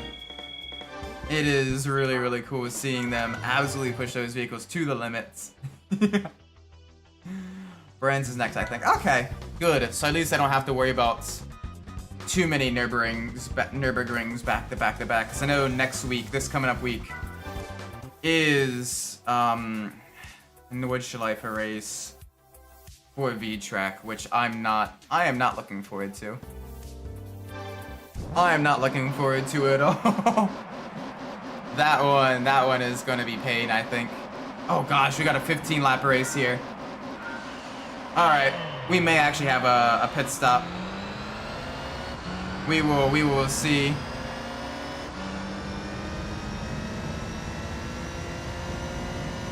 Alright, give me more power.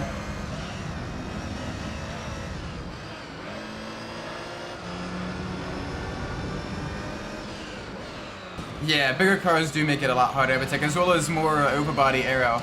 They did kind of fix it a little bit with more of the underbody aero, you know, the diffusers and ground effects and everything like that, which do produce a lot less dirty air, which allows them to follow closer.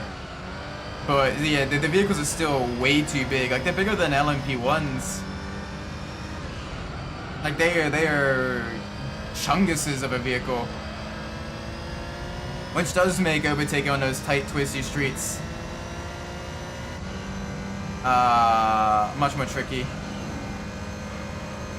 Yeah, unfortunately, I'm gonna miss Coda for GTM, which is a shame because I actually really wanted to race Coda, but I will be away up in Pittsburgh that day, so I'll be having fun there.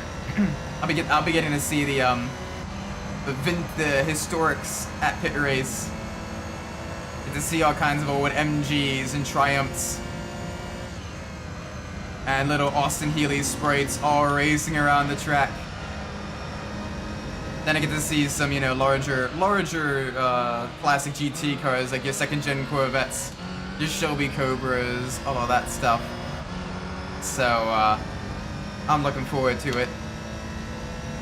Should be a fun event.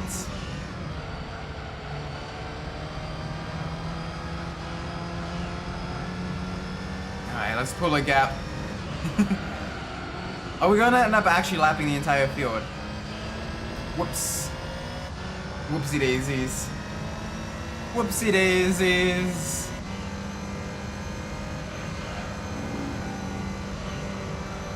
Oh, thank you. I appreciate that. I'm glad I can help people kind of relax and chill and have a nice kind of calm vibe to the stream and everything.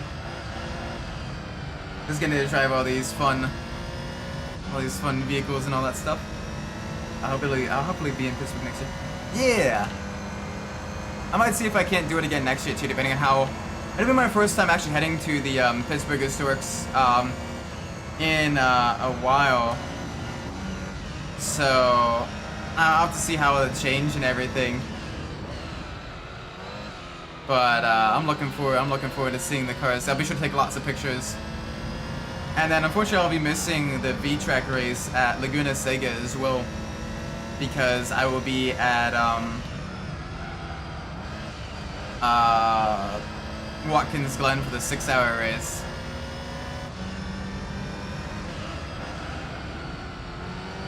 But you know, I'll happily take that because I like Watkins Glen.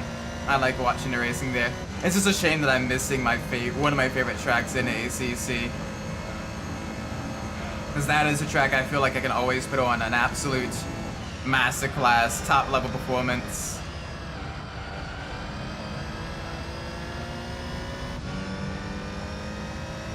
Oh gosh, we might lap the entire field.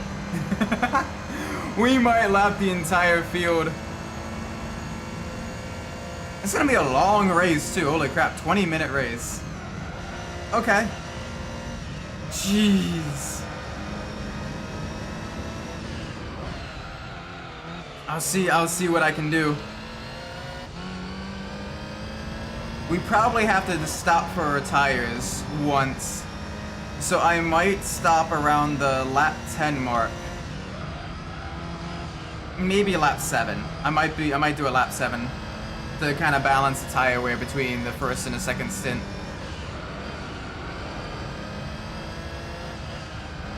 But we will see.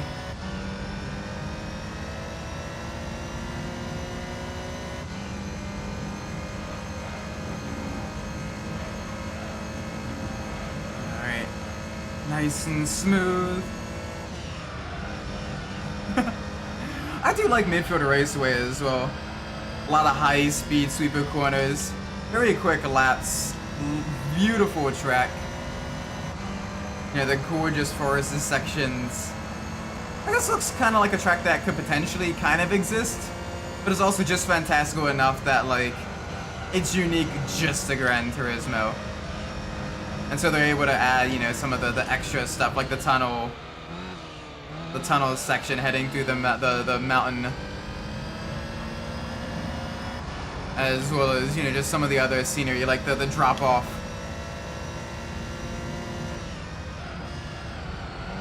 At the S's. Code in the AMG2 is gonna be cursed. I don't know. You have a lot of straight line speed sections. If you can get the thing set up to get some more rotation in and all that stuff, you'll probably be all right. Just watch your track limits.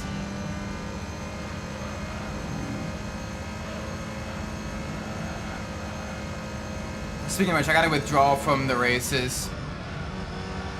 Welcome back, Adachi. Hopefully you've been well. Right now, we're in the Professional League FR Challenge race, and we are in a new vehicle that we won, the Denso Sarid Supra. Ooh, what'd you cook? Yeah, 280 kilometers an hour down Dakota Main Straight. Or back straight, I guess. The crazy trap speed. The speed difference between the GT2s and the GT4s. Speaking of which, you know it would be a good track for the next time we do GTM? If we ever do GTM again?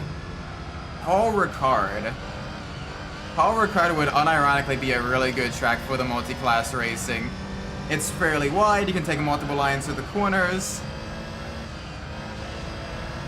you still got some technical sections to really, you know, test the GT4s. A pasta with truffle oil, spinach and mushrooms over scallions and scrambled. Ooh, that sounds good. That sounds really good.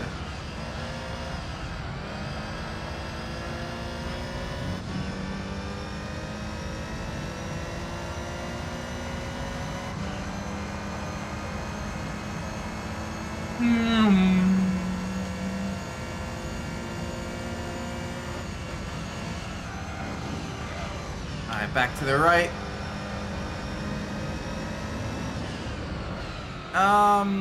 Should I pit this lap? I'm still running good lap times. My times haven't fallen off. Probably should pit this lap though to kind of balance performance between the first and the second stint. Think about buying gamer subs again and drink more water. So I always see in the VTuber sphere certain people with like the gamer sub sponsorships and all that stuff. What actually even is like in gamer subs? Like I know it's like a water mix in, but like what actually like is it? Zing was 250 at Zoda. Oh my word. Yeah, that's quite quick. I think I maybe got past 200 kilometers an hour once or twice. Better than GP. Okay, so it's basically like a caffeine supplement thing added to the water. Okay, okay.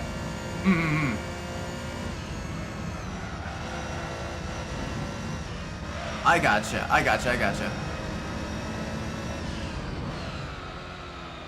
gotta be careful through the hairpin. Yep, okay, tires are starting to die. I'm pitting this lap.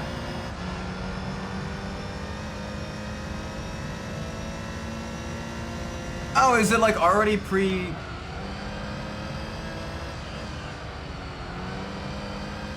Okay, so it's not just caffeine, like you can have like other like vitamins and stuff like that. Okay.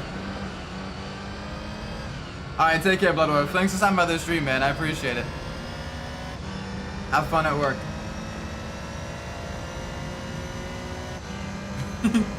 See ya. Alright, we gotta get a pit stop done now. Our tires are starting to... Our tire performance is starting to fade a little bit. Down another gear.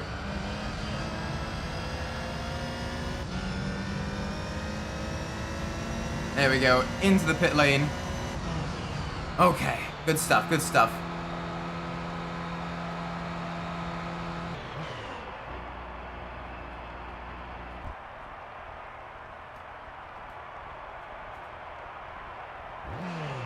It's just a pattern with VTubers and waifus on the tubs. Interesting. It feels the same, but it's more like streamers and other people. Yeah. And G Fuel is more of like a caffeine mix in with some other like vitamin supplements and all that stuff too, but it's mostly for caffeine. I know because I have a small container of G Fuel that I use sometimes when I'm at work. It's at my desk. I can just mix it into a bottle of water and shake it up and everything. I got the mango peach flavor, which I like. That one tastes pretty good. Although it does get a little bit chalky in the water, so take or leave the texture. How does the gamer subs actually mix into the water? Yeah. And one has the waifus on it.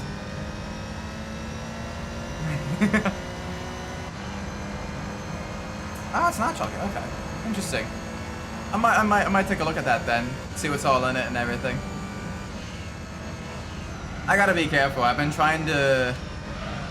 I know I'll probably never be fully away from caffeine, because caffeine is love, caffeine is life as an engineer. But I do try to severely limit my my intake of caffeine to around like 400 milligrams a week. And I do try to closely monitor that, just so, you know, I don't become, one, too dependent on it, and two, you know, I don't cause any damage to my body or anything like that. Because there's some people that drink like 5 cups of coffee a day, and you're like, bruh, that's probably not good for you. That's probably not good for you.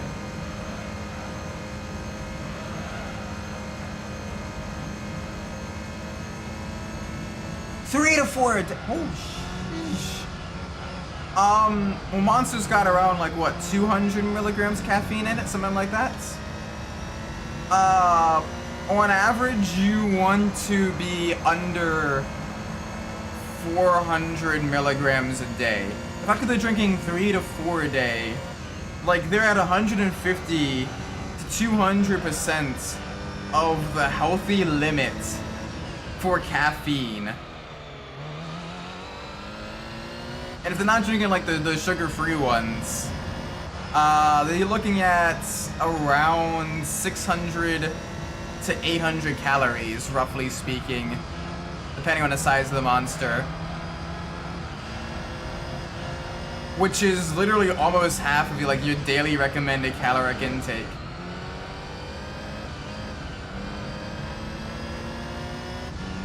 What the f? People be crazy! Bro's gonna have... Actually, I shouldn't joke about that. But no, like, that is not good for your cardiovascular system. At all. Like, jeez. Holy moly. What the hell? That is ridiculous. Does not... Yeah, because you're addicted to caffeine! Your body has built up such a tolerance to that, like, you literally can't, like, it doesn't have, like, a positive effect on you. But it's still in your system, it's still, you know, bruh. Jeez. And I thought I had an issue when I was drinking, like, 1 a day back in college.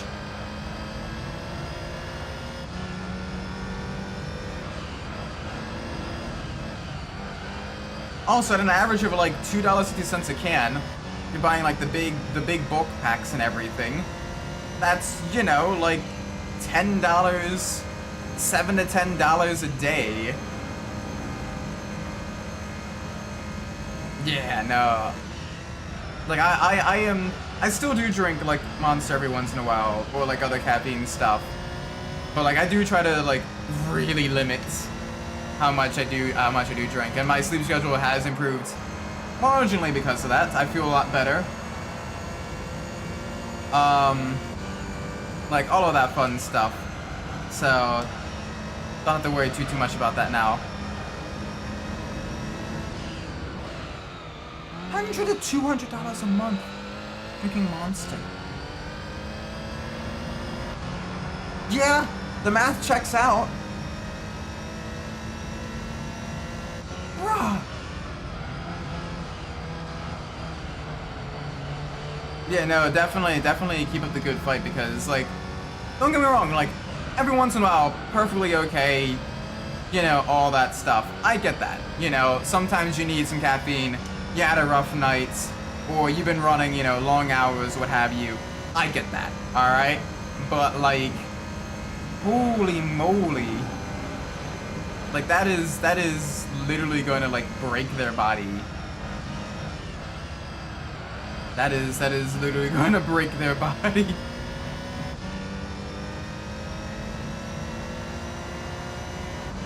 Oh, my word.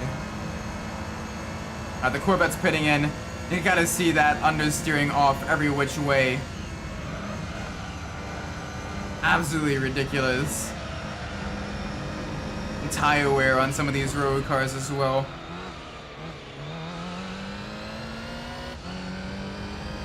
Oh, I'm not gonna ask them for details. I'm not gonna worry about that. Latitude is 29, so it doesn't matter this. Bruh. Look, as someone that got cancer in his at 27, Alright?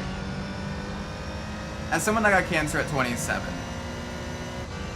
you are never too young to have shit hit the fan health-wise, alright? And the reason shit hits the fan later on is because you didn't do that preventative maintenance when you were younger, you know?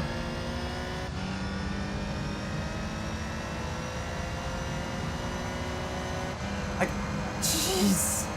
Bonk them upside the head for me, please. Give them a good bonk. Give them the biggest of bonks. Bonk them. Bonk them with a monster until they stop wanting to drink Monster.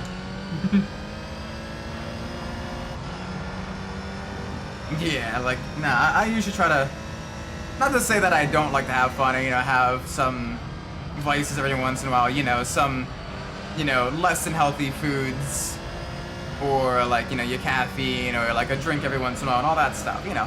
But like, bruh, everything in moderation. Except for, like, you know, the hard stuff. Don't do that at all, please. You can't really go moderate that. Moderate is none at all. One server, I'm listening, reading them drinking beautiful monsters. Doesn't help the ADHD. Because it's not a medicine for ADHD!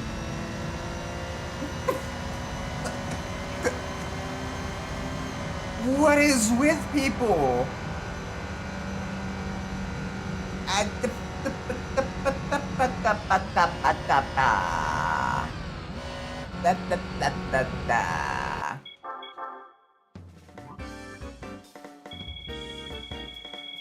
Like what is with people? Oh right, that's the replay. I forgot this isn't a championship. So I just oh, I'll be bonking people. I'll be bonking people. I be giving everyone the bonks. Alright, here we go. Apricot Hill. Only 10 laps, so shorter race. And we do have the wonderful Tuscan Speed 6. Starting on the front row. Beautiful British sports car, manufactured from 99 all the way up to 2006. Two-door target topper vehicle. Beautiful machine, super lightweight. Really quirky, futuristic design. Not a single straight line on that car. Constant curves everywhere. Really cool, futuristic 4-pod headlights at the front. Low set rear tail lights, powered by a very powerful 300-some horsepower the inline 6, naturally aspirated, and it is a beautiful machine. It was built off of the Cerbera, redesigned Cerbera chassis, which kind of ties into, you know, the scrappy underdog vibes of TVR, with them making killer sports cars with the least amount of, you know, the least amount of resources possible, reusing what they can, updating where they need to. And it is a beautiful machine, no driver aids, plenty powerful engine, super lightweight. Absolutely wonderful machine. And it only weighs 2,400 pounds. Like, that is really lightweight for a vehicle with its power. And it shows in this race as well, with it absolutely putting the gap on the rest of the field.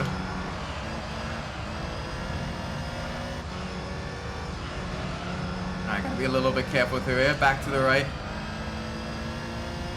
Alright, after the FR challenge, depending on the vehicle we get, I might do the race of the Silver Arrow. That might be the next one we do, at least the beginner league. That way we can get the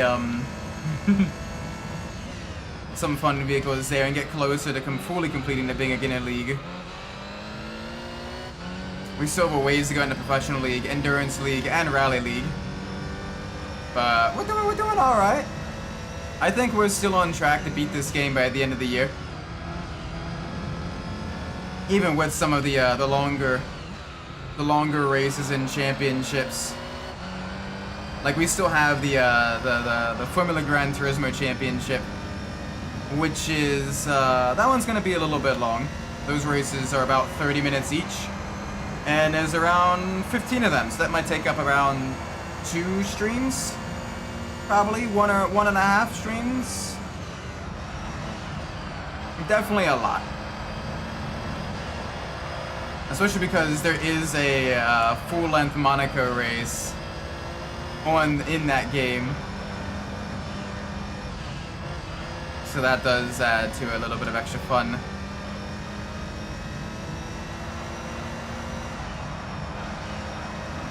Gotta be a little bit careful here. Nice and smooth through the corners. Try to conserve our tires. Oh, this thing is just such a beautiful machine.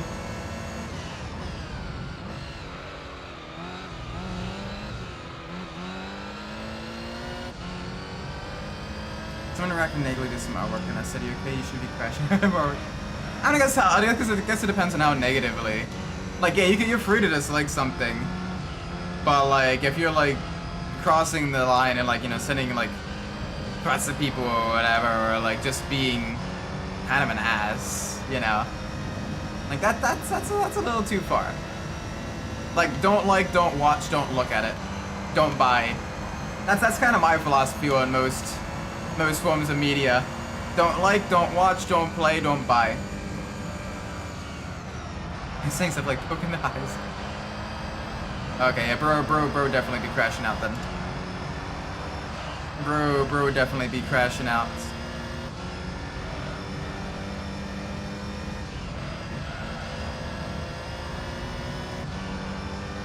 Bro crashing out harder than Scott McLaughlin on the warm-up lap of the Indy 500 today. Big rip to him there. Tires are super cold. Couldn't quite handle the weaving and everything, especially with the track being a little bit damp from the earlier rainstorm. And he just... Big shame too, because that beautiful Pennzoil IR18 looked so nice. And he was really, really quick as well.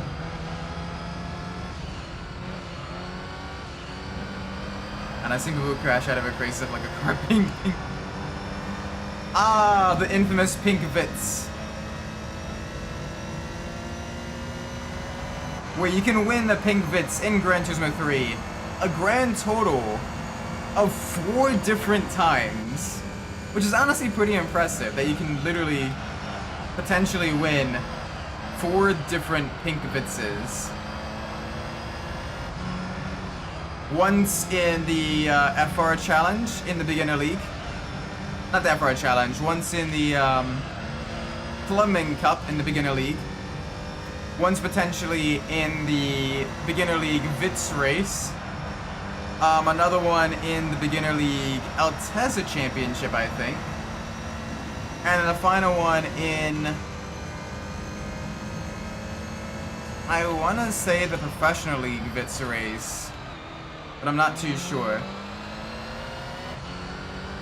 Pink lighter. Nah, if I get a pink lighter, I'd own that. Whatever. It's a lighter. Like, oh no, people might see it for like a split second when you use it to light like a campfire or something.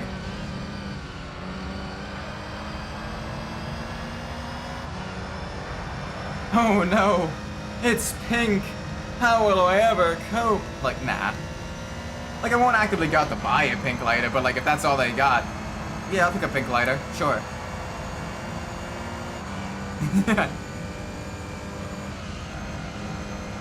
Plus, honestly, I'd rather have a lighter be something, you know, things that are smaller and, you know, that fit in your pocket be smaller, and that are smaller be, you know, more of a vibrant color. Especially, you know, on camping trips and everything. You know, something falls out of your pocket, you're trying to find it, you know, either in the dark or in the foliage. And you're like, well, I wish I hadn't bought something that's dark green or or black or brown or whatever. Like, that how could be neon pink or like neon yellow. Yeah, that's the way to go. Oh yeah, and I've seen those videos as well where like some people get so like angry about that too. Like, really?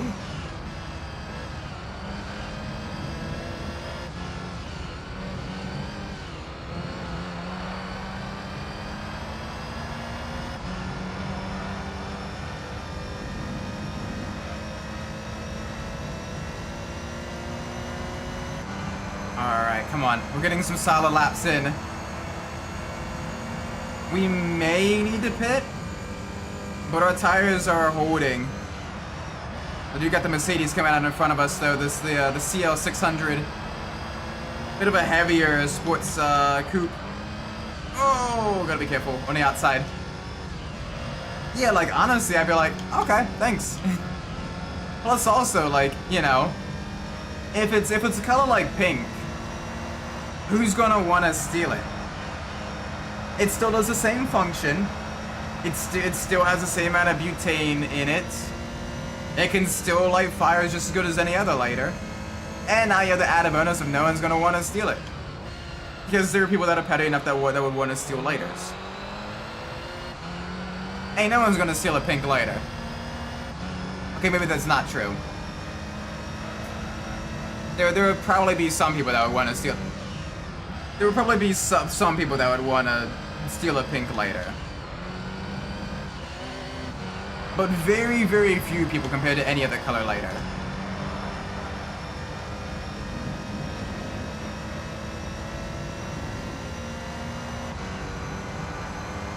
Alright, come on, come on, come on, come on. Let's go! Yum! Alright, a little bit quicker than the previous lap. Shows that the last lap was just a little bit of a fluke. Although our front right tire is starting to show just a little bit of wear. Getting a little bit on that steer. The TVR Tuscan Speed 6 in that beautiful yellow is also just absolutely tearing at the course.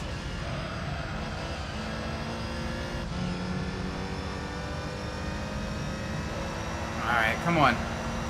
Through the high-speed left-hander. Can we make it stick? We may actually need to pit. We may actually need to pit for the final 2 laps. I am struggling just a little bit on tire wear there.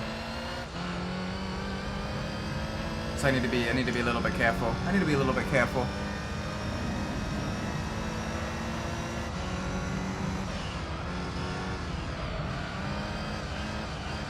Whoop. Alright, back to the right. Back to the left.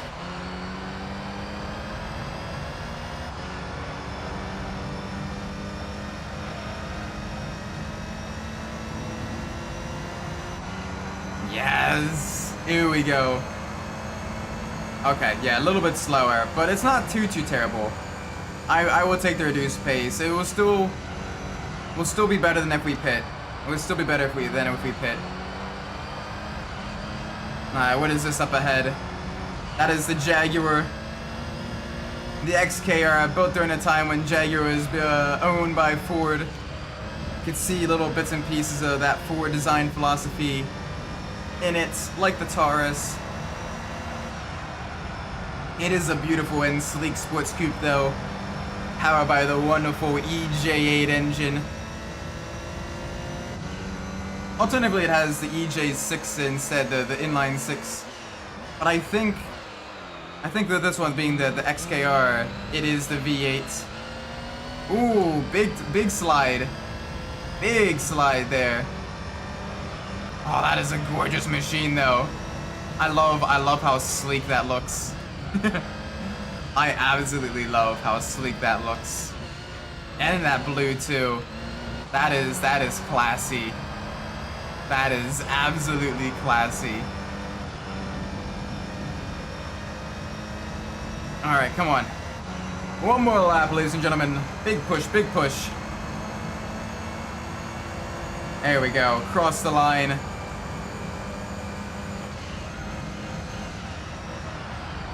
Ooh. Okay. Gotta be careful, gotta be way careful. The understeer is real.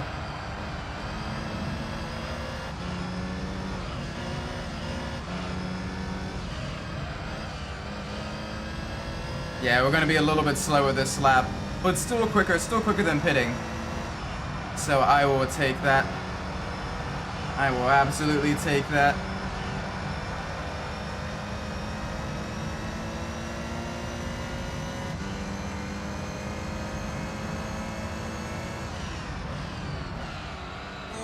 Okay, yeah, brakes aren't working too well either. Tires are dying, brakes are dying.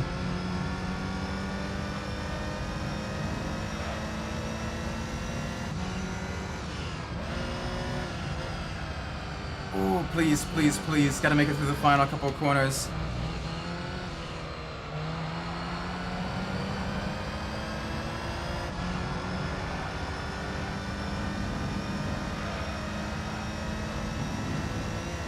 There we go. Okay. We are good. We are very good. Oh my gosh, I didn't have the music one, that race. Whoopsie daisies. No wonder it was a little quiet at certain times. My apologies, chat. You should have told me. You should have told me. Ooh. I mean, that's not bad either. That is definitely not bad at all. Although not quite as competitive compared to the four-wheel drive Nissan GTRs, so it's unfortunately just going to be sitting in a garage.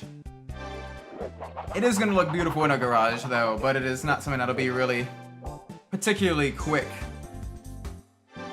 Alright, I do need to switch to the where is it? There's the Impreza rally car. Yeah, I want to change oil in this because the oil is going to be absolutely terrible condition.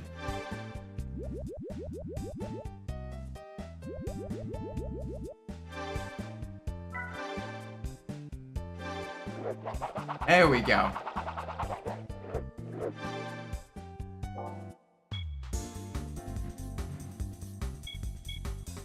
Alright.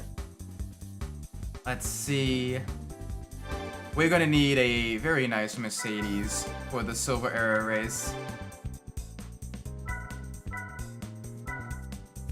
Yes.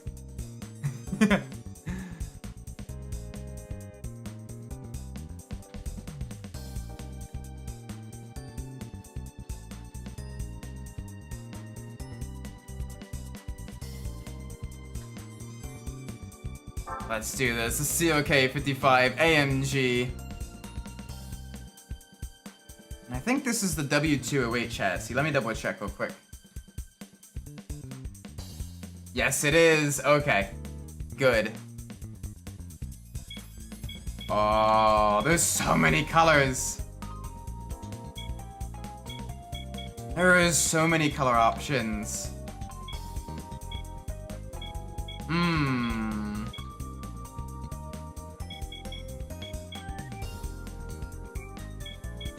What should we pick, chat? What should we pick? I'm partial to the brilliant silver, even if that is a bit, you know, kind of cliche. Looks good in black, too. Like, honestly, white, silver, black looks good. Magma red looks decent. I don't know, it looks pretty good in a lot of colors.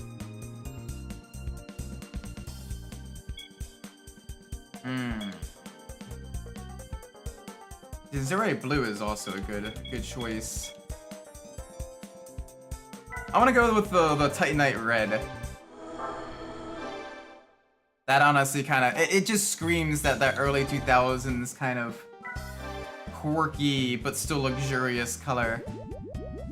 Actually, it looks really good. That looks really nice. All right, let's get that, and let's get maybe like one upgrade for the beginner league race.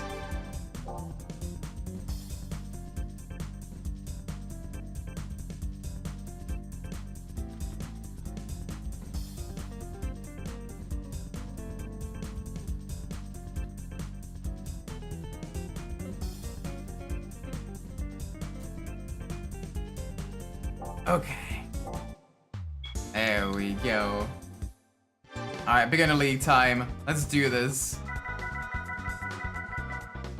The Legend of the Silver Arrow.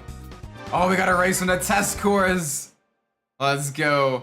Alright, let's test this chunky 5.4 liter V8 out. It's gonna have quite a lot of power. 300 some horsepower. Almost 400 foot-pounds of torque.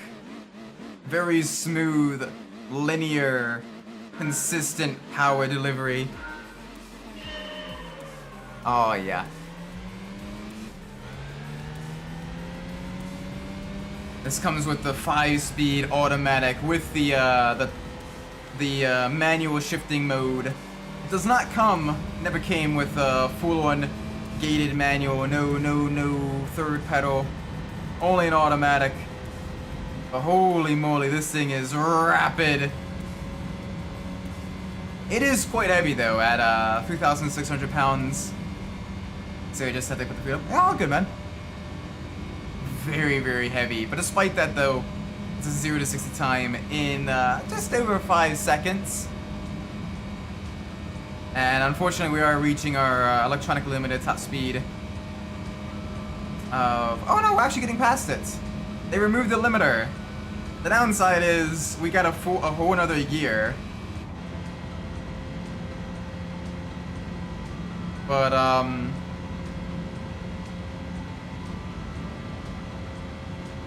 may not have been best to shift there. Oh well. We're still carrying the speed. Pretty much stock. This thing is doing around 170 miles an hour. And it is just absolutely lovely. The rest of the field right there with us.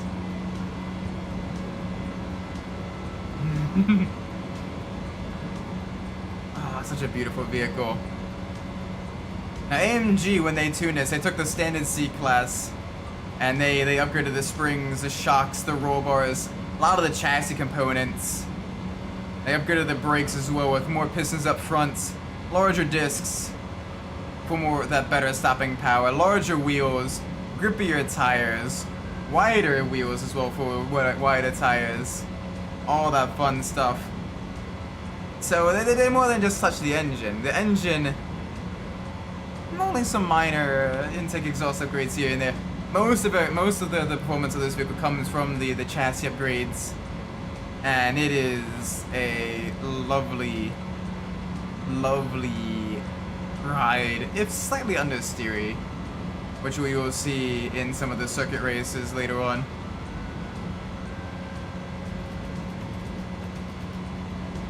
This is beautiful, sleek, luxurious. Get the hood ornament as well sticking up out front. Not really, probably not exactly helping aerodynamics, but it looks good. We're just steadily, smoothly chugging along at 175 miles an hour.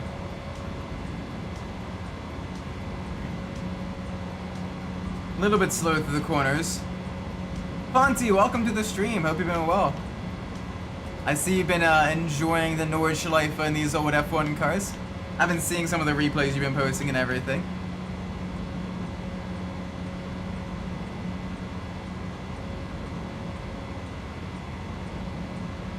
I have a Nordschleife race in GT3 cars coming up weekend, and I am genuinely terrified because I do not like driving Nords in anything fast in a GT4 car. So the sooner I can get it done, the better, right? Oh my word. It is absolutely ridiculous though, just how much people want these races though. I have a big push. Big push.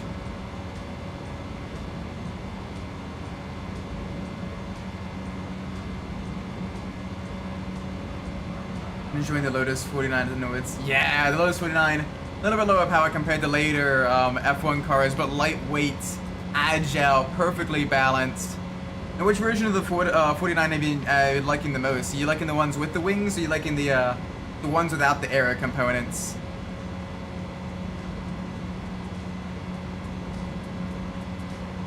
Come on, let's get across the line.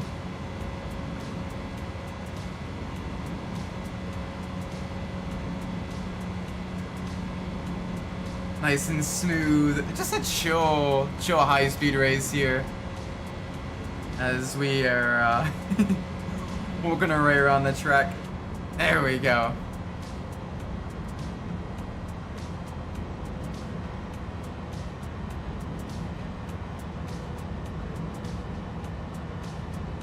Oh boy. Alright, let's get this thing. Yeah, the CLK55s were the fastest on the track. Just shows they're much higher power to weight ratio. Alright, where should we go next? I think we should go from the test course all the way to Rome. Let's do it. Get another high-speed track going.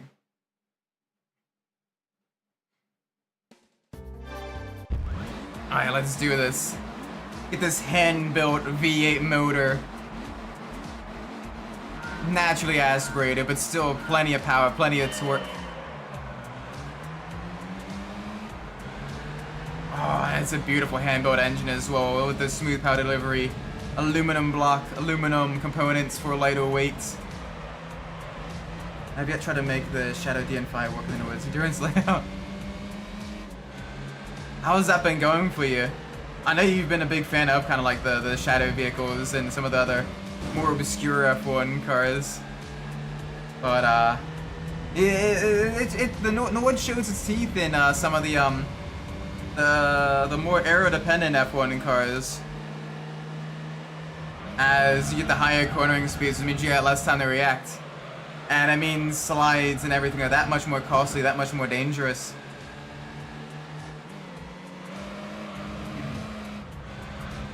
Whoa, okay, come on.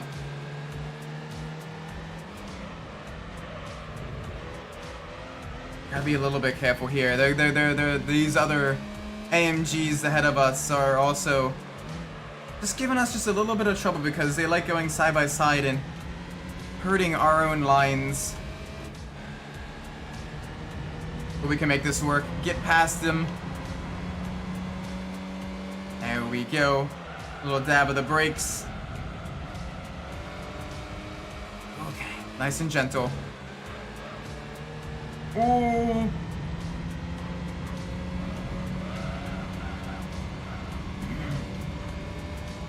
There we go. There we go. Up into the lead at the start of the first, at the end of the first lap.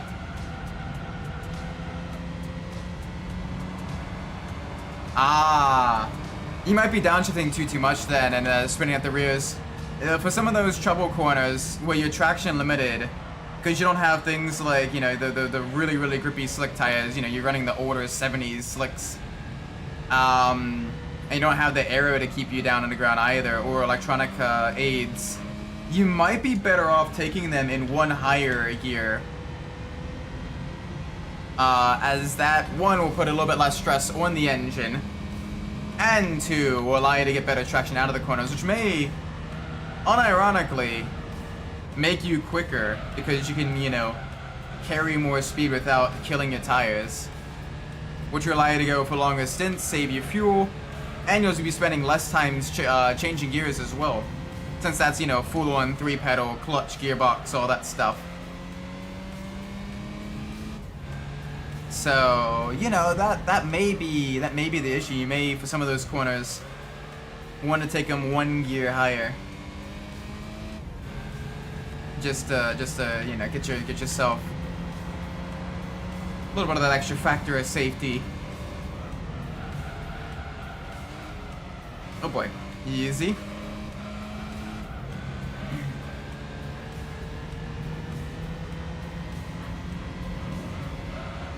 Go through the corners. One more corner to go. It feels so weird going through these races so much quicker than the later races in the game.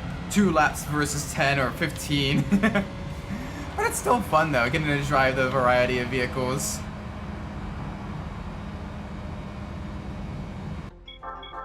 Very nice. Oh.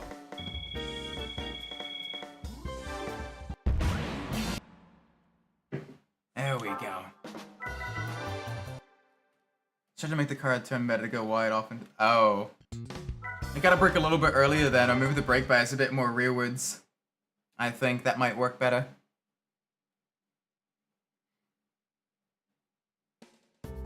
Alright. Let's do this. Oh, we got so many CLK55s. Holy moly. They're really liking this thing. I mean, why wouldn't you? Why wouldn't you? You know, it's got the forged components in it as well for extra durability and performance. Jordan, welcome! Well, it feels weird watching your stream at a reasonable time. Yes, welcome to North America, buddy. How was the convention? I heard you met up with Alex. How was it? Right now, we be vibing in the AMGs, in all the beautiful Mercedes. Send a 3 wide because they're AI, they're beep beeps, they don't have a conscience. Me and Alex vibe. Nice.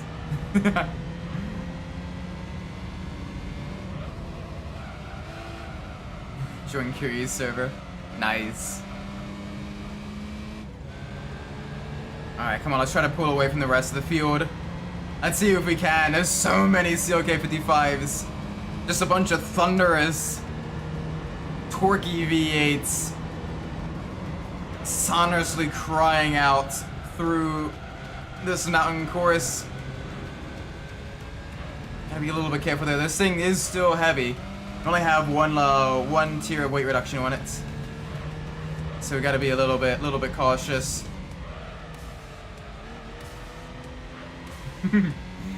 Yee, welcome. Well, he's currently in America's hat.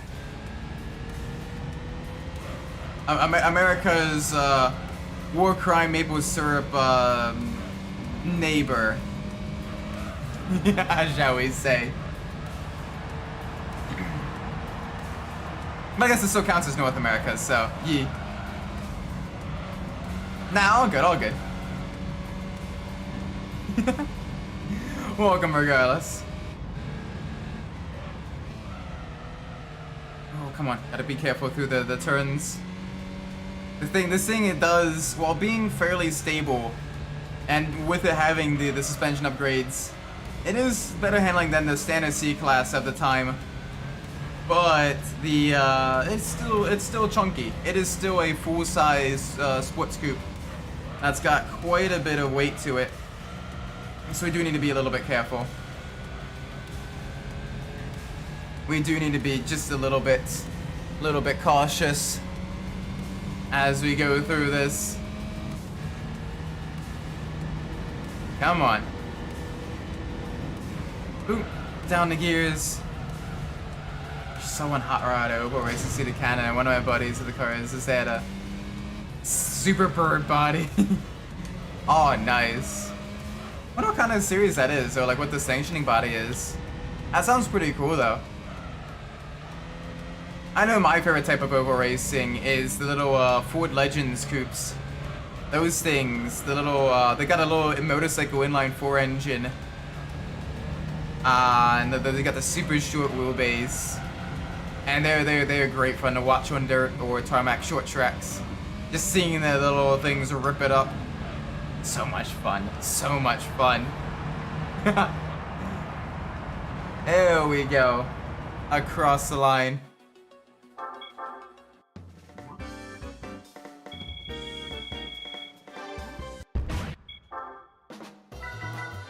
Alright. It's called Oscar Racing. Interesting, okay. Nice.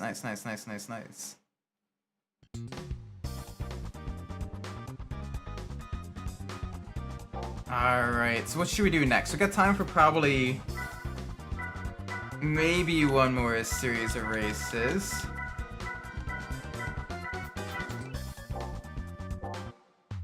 Wait, did we do the professional Spider and Roadster races? We did not. We still got the Elise 190. We might need a little bit more upgrades to get it working properly.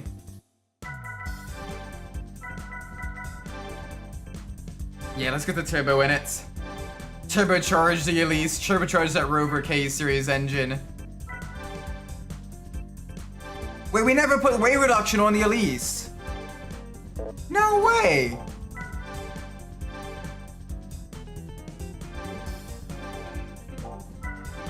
We never put weight reduction on the Elise. That is ridiculous. Wait. Or did we...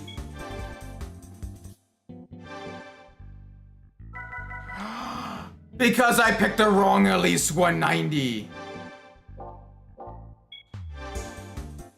Oh, I am stupid. I am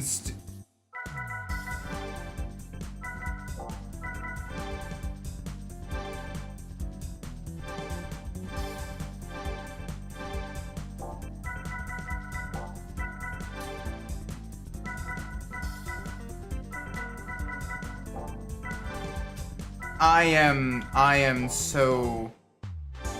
am a melon. I am a literal melon. Holy. That is probably the melanest melon I have ever meloned. I deserve that. Melons in chat. Melons in chat. Alright. Oh, let's do this now. Let's get the let's see what these upgrades can do. Alright, we got some roofs, we got some Honda S2000s, Griffith 500s. And of course the Motorsport Elise as well. So this little bean of a vehicle. It's such a cute little happy car as well. Look at the little happy face on it. Oh yeah, this thing's got some get up and go. Don't quite have the low end torque of that V8 of the Griffith 500, but we are gonna be a lightweight machine. Oh, one of the other Lotuses decided it wants to go exploring the outside of that turn there. Not our problem. Side by side with the Motorsport Elise. Oh, that Griffith is quick though.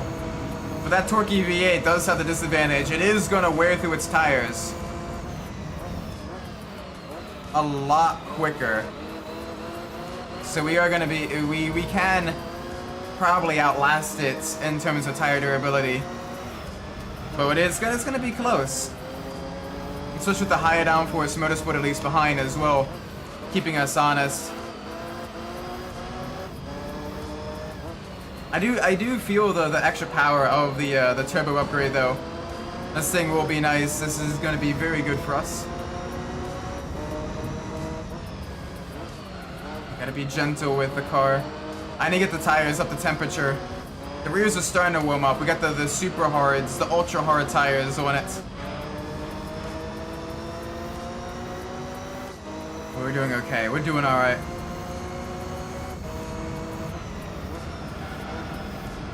Oh boy. Alright.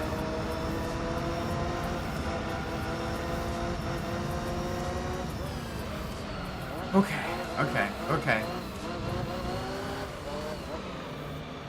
Be a little bit careful.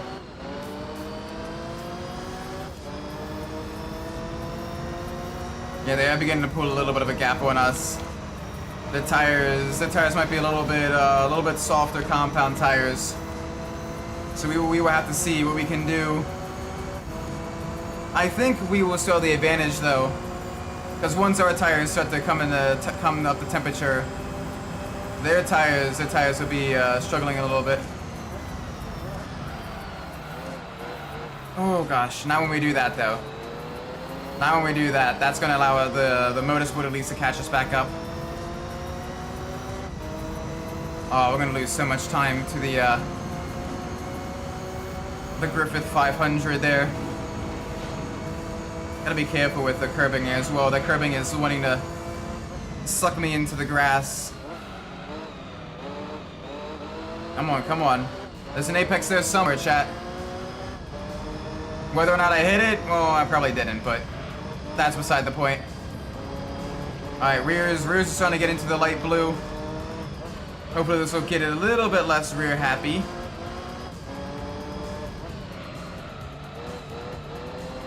Come on.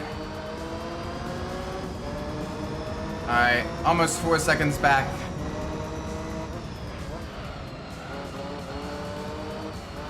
It's gonna make things a little bit tricky for us. But we should be okay, I think.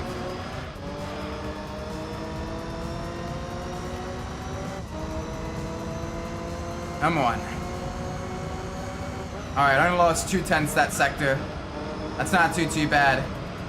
Rears are getting into the light blue. Starting to maybe see a tinge of green in them. Let's see what we can do here. Gosh, so many of the manufacturers and cars in this race aren't in Gran Turismo anymore. TVR only has the Tuscan Speed 6.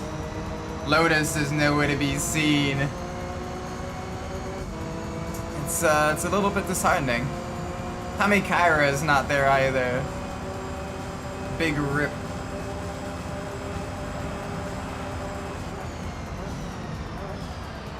Okay. Gotta be careful. Nice and smooth.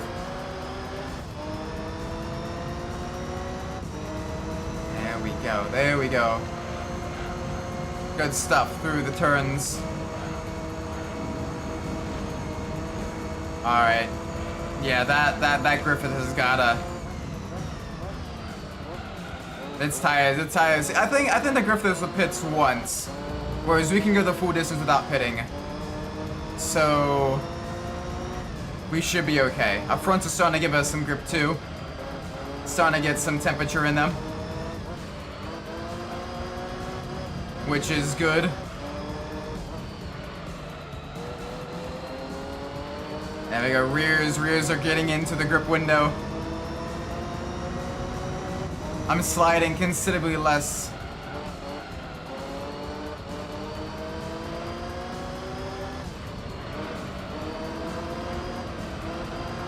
Alright, come on. Let's do this. Nice and smooth. I know we're still losing a little bit of time to them. But we will be able to claw the time back up shortly. We got the better power weight ratio. We got some killer straight line acceleration. And once we are able to put that grip down to the ground, that is gonna really help us. Alright, already.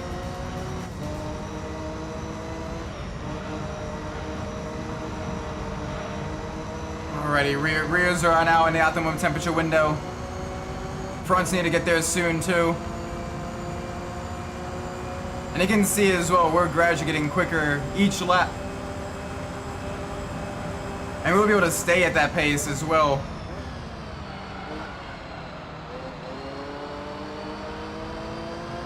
Whereas I think that TBR will be falling off.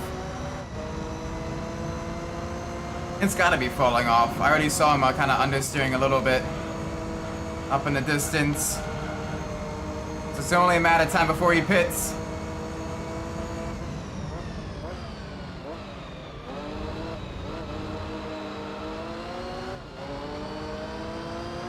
Okay. We're doing good. It may not look like it, but we're on track to win this, chat. Whoa, okay. Curbs grab light cars. Gotta be careful with that.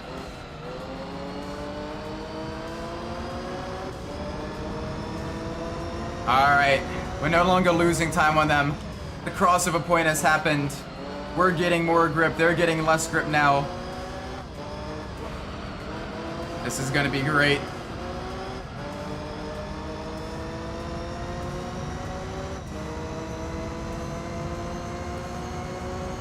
Now we're gaining time on them. There we go. Their tires are going to be begging for mercy. And we have the temperature. We have the grip. Got a little bit of understeer though. Gotta watch that. Gotta be very careful with the understeer.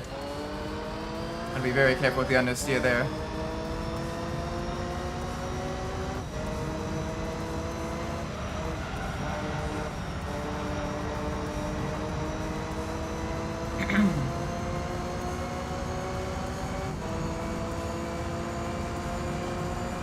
There we go, first sub 2 minute lap time. That's great.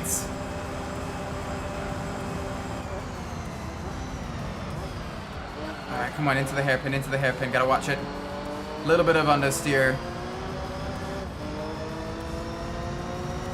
This is still gonna be good for us. Yes, slowly crawling back that time.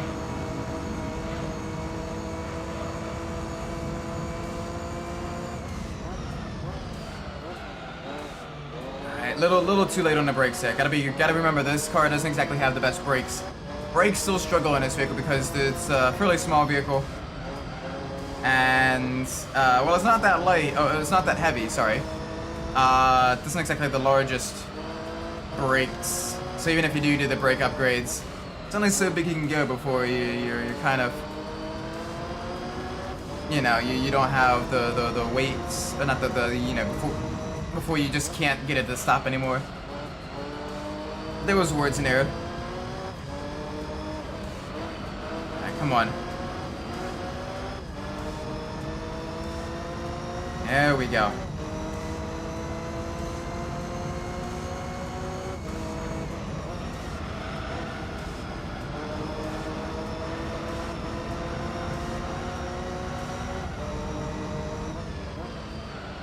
Nice and gentle. Hairpin left into hairpin right. And there we are. You can see him. He really lost a lot of ground that lap. Dr. Pepper Tic Tacs. On Tic Tacs supposed to be like a breath mint though. Like I don't know if I'd want my breath to smell like Dr. Pepper. Like mint, yeah. Orange, yeah, kind of. Dr. Pepper. I ain't too sure about that. I'm not too sure about that one, Chief. Pop-Tarts.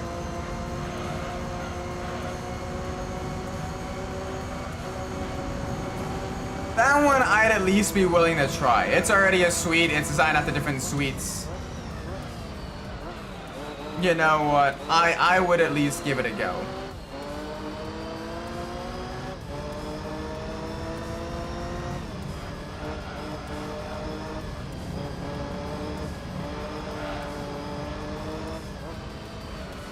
Alright, come on, back to the right.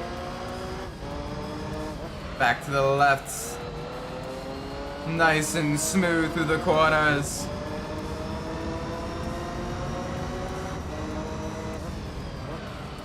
There we go. Nice and gentle. Carry the speed.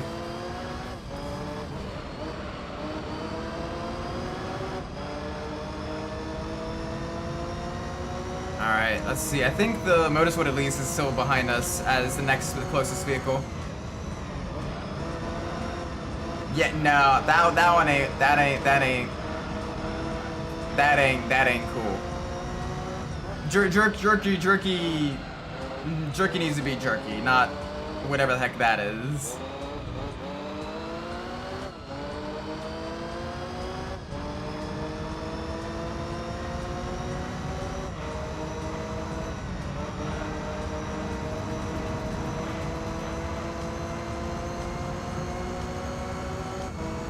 Alright, over the halfway point. Can we keep it up? Yeah, we can. Put even more gaps on the Motorsport Elise. Oh, and this thing, it holds its grip. It holds its grip for a long time. Our tires are still in the green. It takes a couple laps to get them heated up, but once they're warm, oh, they stay in that optimum grip window for such a long time. This is nice. Give me more speed.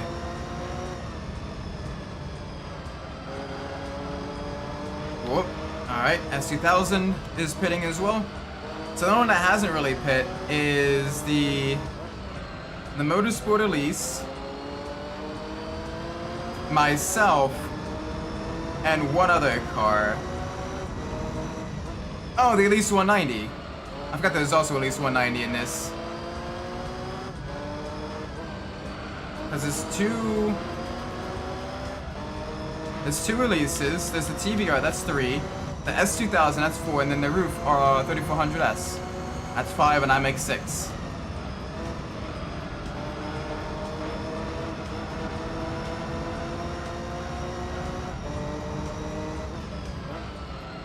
Okay, come on. Nice and smooth. Through the corners.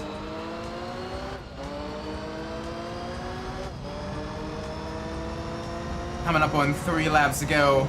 This is one of the longer tracks as well in the Spider and Roadster race.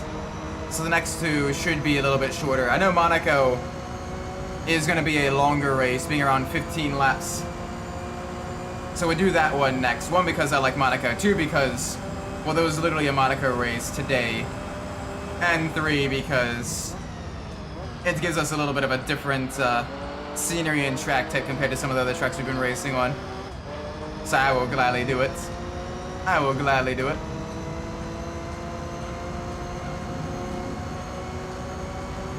Right, come on, carry that speed through the corners. Yeah, this thing feels planted now.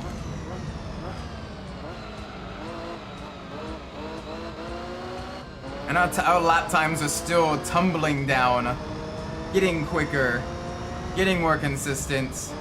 Lap to the lap, we're just able to. Whoa, okay. Gotta be a little bit careful there.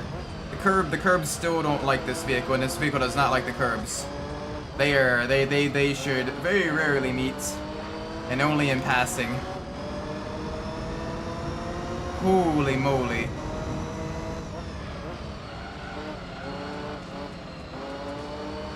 Okay, we're good. We are good. We are Gucci. Gucci gang, Gucci gang.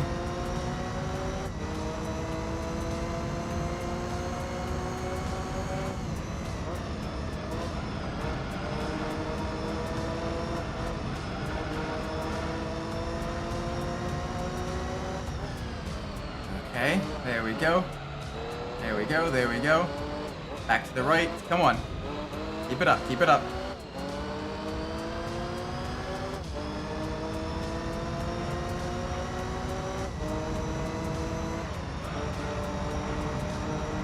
Okay. Come on, 2 to go. Let's push this Rover K Series engine to the limit. Little inline 4. It is super lightweight. Mid-engine, adorable little bean of a vehicle. Oh boy, okay. We're good, we're good, we're good. Keep it going, keep it going. And the Motorsport Elise as well, utilizing that lightweight agility to minimize its tire wear. First and second, Lotus 1, 2. Hopefully Lotus 1, 2, 3, that would be really nice. Although I imagine the TVR is rapidly catching us back up. So it'll only be a matter of time before potentially that'll be another disruption to the podium.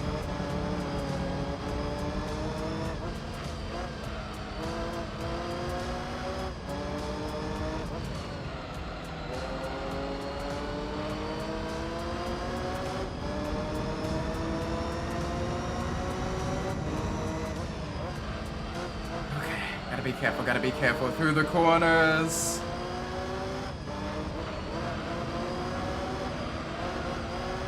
Alright, coming up on the final lap, chat. Can we do this? Yes, we can. We just gotta make it work. And we will. Just gotta have some faith, Arthur.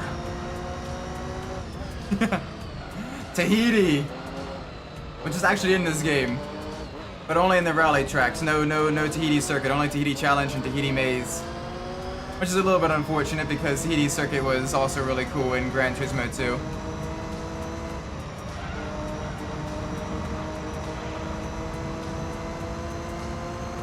Come on. One more to go. The lap times are starting to fall off just a little bit. Our tires are starting to fade in terms of performance. But we're making it stick. Oh boy. Okay. We're good. We're good. We're good. We're good. Alright, the Motorsport Elise is pitting. So who is going to be the new leader? Is it going to be the Elise 190? Or is it going to be the TVR again? Oh, we're going to have to wait until the end of Sector 1. Whatever that yellow dot is, that's heading into... It is the TVR. Both the Elises are pitting on the final lap, too. What is wrong with you guys? You can carry on for one more lap. He wouldn't have caught you.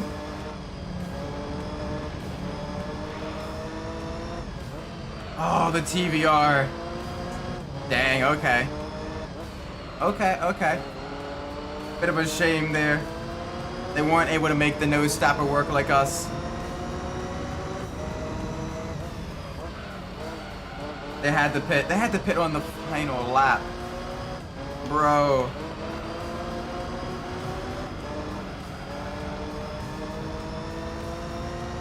Alright. Only a couple more corners to go. Into the tunnel again.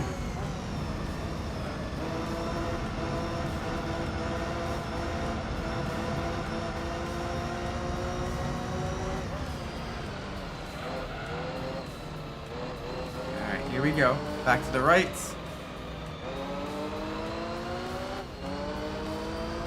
Alright, not much further. One more corner, basically. And then a long sprint to the line down the final straight. Turn up the afterburners. Full send.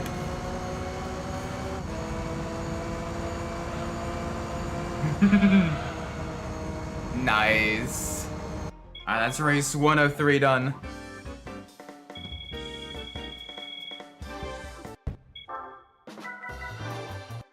Alright, next one, Monaco, here we come. Ooh, and then Trial Mountain to end off the stream. Okay. I'd be down for that. I would definitely be down for that. Yep, 15 lap race, kind of figured. Ooh, we got a Tamikaira as well. The super rare Japanese sports car, also with a Targa top. A lot of Targa top vehicles in the Spider and Roadster category here. Now with the tighter, twistier streets of Monaco, the lighter weight vehicles should have a bit more of an advantage over the slightly heavier and more powerful vehicles. But we will see. That torquey V8 from the Griffith definitely putting up a fight. But yeah, these gorgeous lightweight open top sports cars along the Mediterranean. What a great shot. What a great show we can put on as well. Come on. Get around the Lowe's hairpin. Well, it's not called the Lowe's hairpin anymore. What's it actually called now? I keep calling it the Lowe's hairpin out of nostalgia, and also because I've gotten so used to calling it the Lowe's hairpin.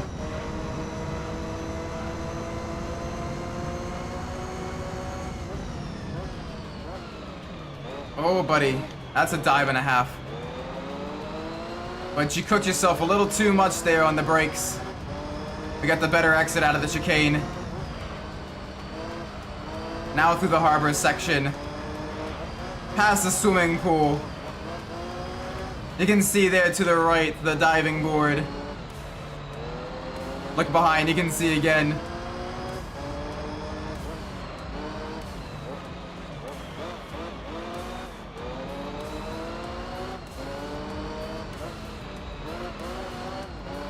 Nice, down the main straight now. Heading into St. Devotes. Oh, such a gorgeous track as well. Like, it's just so much fun to race on. Love the way the car is handled on it. I love the flow of it.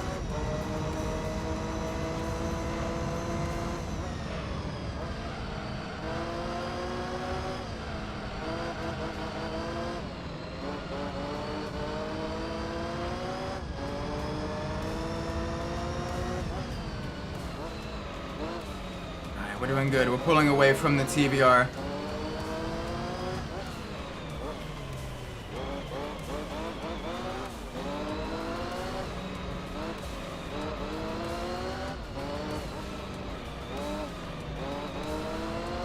Alright, we're good. We are very good.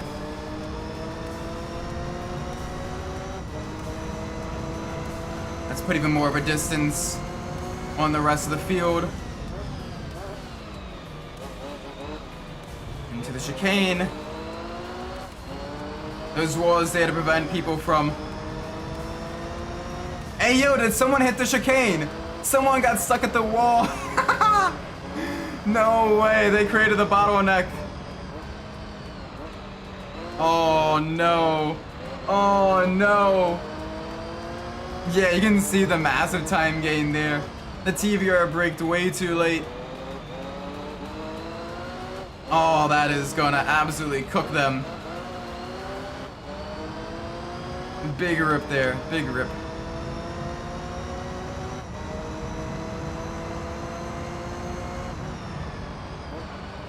There we go into turn one again.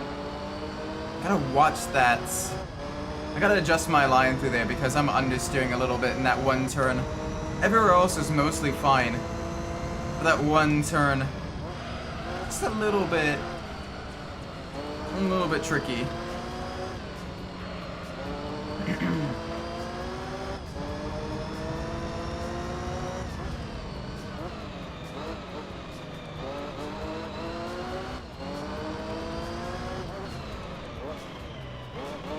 Alright, come on. Gotta go back to the right.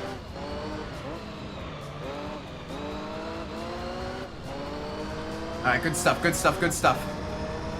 Let's keep it going.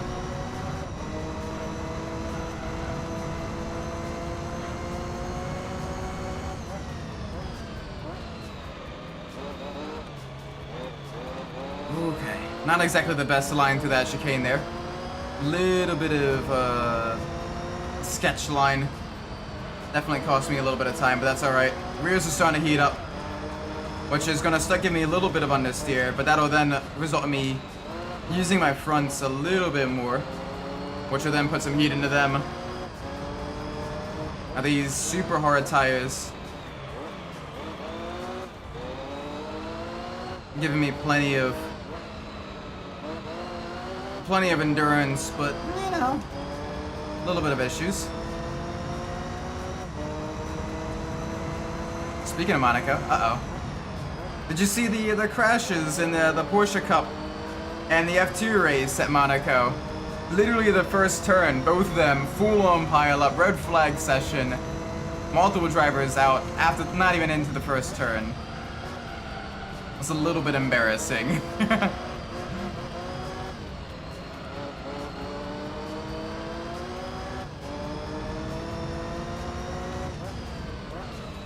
Be a little bit careful. A little bit careful for the corners here. Yeah, the first turn crash fest. I was kind of scared waiting for like the F1 race to start, because I'm like, oh gosh, if they also wreck, it is going to be a mess. Just no one's going to live it down. The Monaco Street Circuit's never going to live it down then, because people are going to be like, oh, yep, the race where literally no one can get through turn one.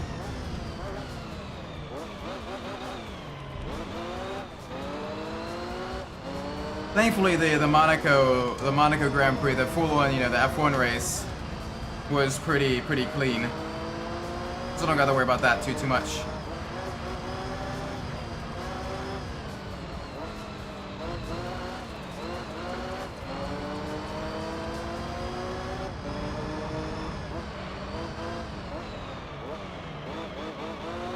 All right, come on.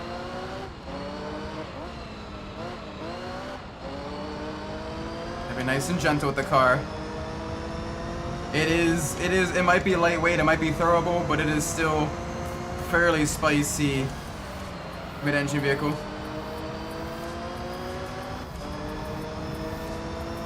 Oh yeah, Ferrari being Ferrari.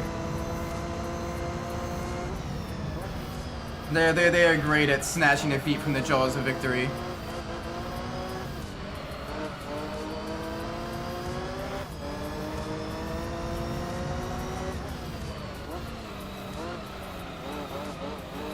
But it is what it is.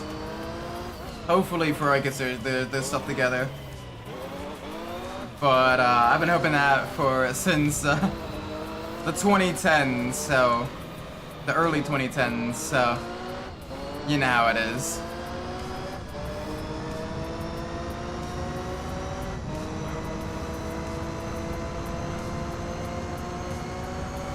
Next year is our year. Isn't that right, Ferrari fans? Just like last year, we said next year was our year, but this time it's gonna happen. I'm positive next year is our year. 2026. Lewis Hamilton, 8-time world championship. How much more Delulu can I get?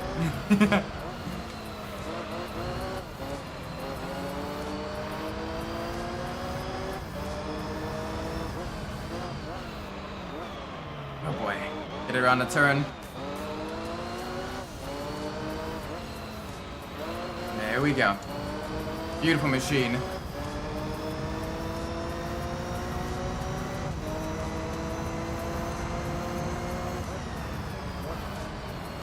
This little inline four absolutely screaming through these Monegasque streets. And honestly, for an early PS2 game, they modeled Monaco pretty well. Like you can tell, like this, you know, like the landmarks and everything. You can recognize some of the buildings from the era. I'd love to see them add the Monaco Street Circuit in later Gran Turismo games, seeing what it would be like in like the HD era with like the full, you know, people everywhere, all the traffic in different sections and everything. Yeah. Ferrari doing Ferrari things. Bit of a shame. I am a Ferrari fan, but like even I admit, like Ferrari, they are a bit of a meme sometimes, you know.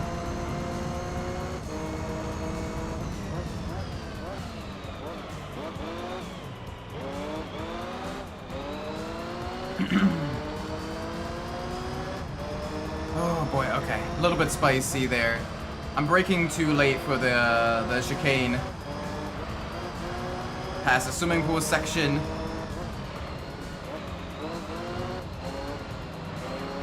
There we go. Okay. Good stuff, good stuff, good stuff.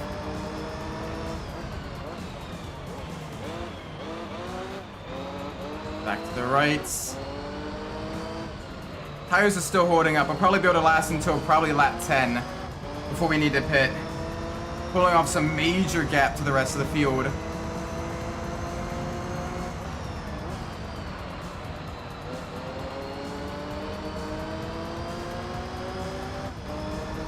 Yeah, front tires are still a little bit on the colder side. But with Monaco having a lot more of like the low speed corners, you know, this being a mid-engine rear-wheel drive car, this is going to put a lot more stress on the rears than the fronts. But on the same token, that also means that if the rears go, even if the fronts haven't quite reached their peak grip, unfortunately we got to change all four. But yeah, the rears are at peak grip now. Fronts are starting to get there. But yeah, this track absolutely murders rear tires compared to other tracks.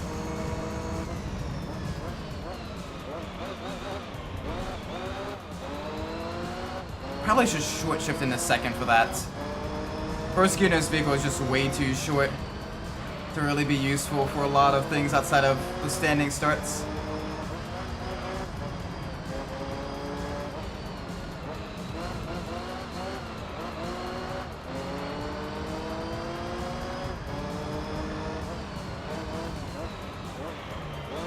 Alright, come on, come on, come on. Get around the corners.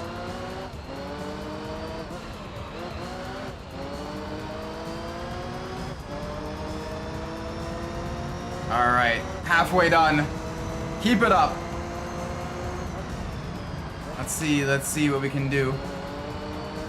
Just woke up a bit. I was sleeping already. Or as well, JB. Hope you have a great night.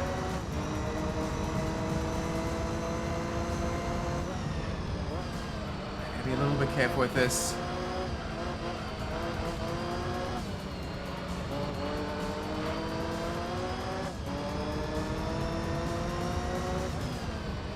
Into the hairpins. Get a little glimpse of the water out over the horizon.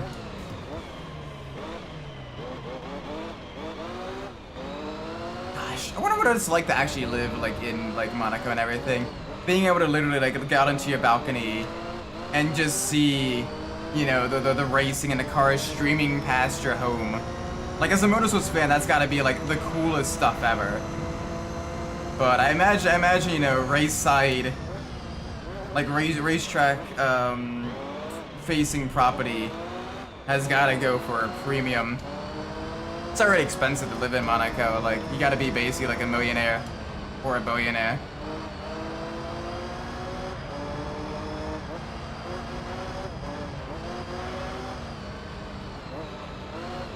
So, you know, probably probably something I probably won't be able to do in my lifetime, unfortunately. Would love to, though. It would be so cool to see that. Someone want to loan me a couple $1 million. Nah, I'm joking, I doubt they'd even be for sale. Like, property's gotta be, like, really hard to come by as well. Like, I doubt anyone's gonna be selling.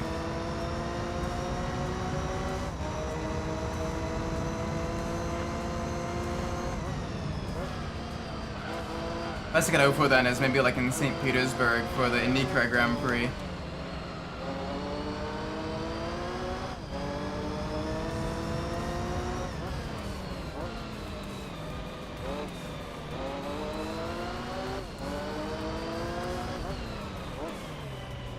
Gotta be careful.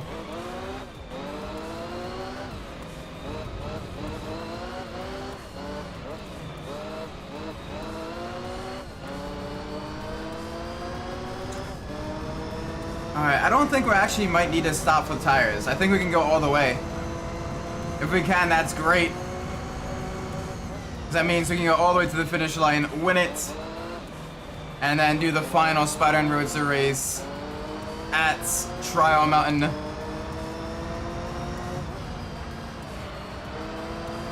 That'll be fun. Oh boy, easy through there.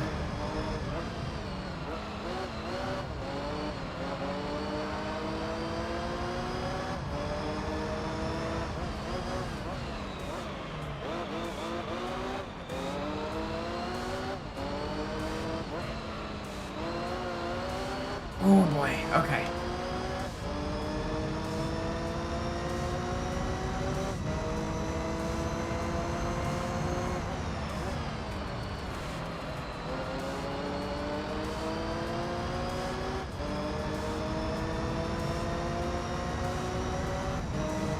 Okay, we're doing good, we're doing good, we're doing good.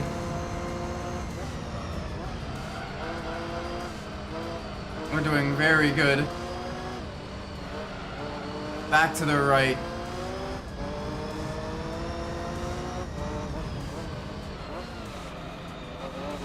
Alright, almost 2/3 of the way done this race. This is a long race, holy moly.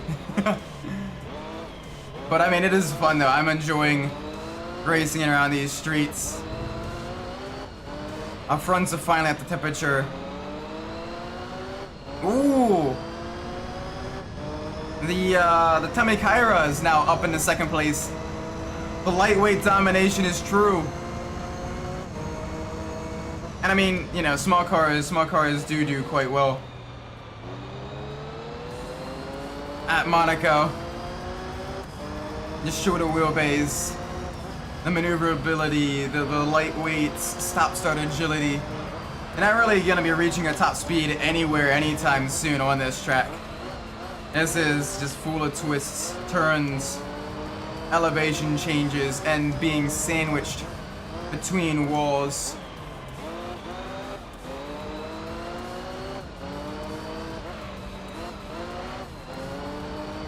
Come on.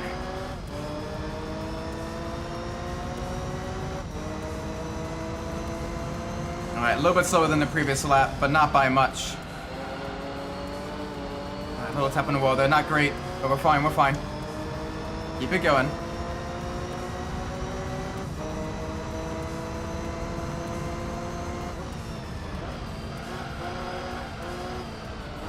Oh boy.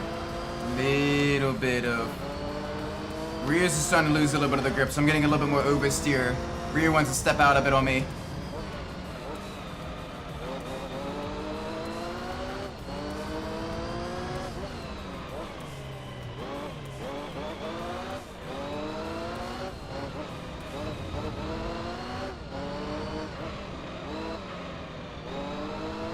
Okay, we're good.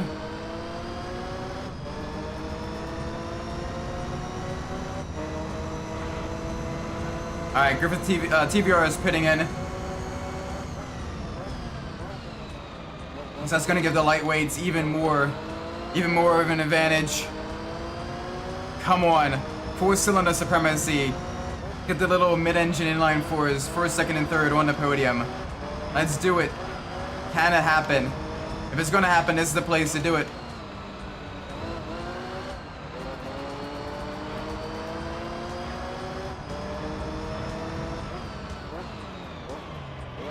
Come on, back to the right.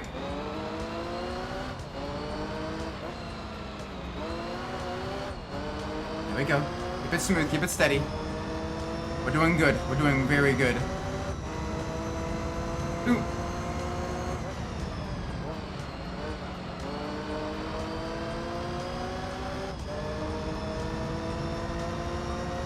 Alright.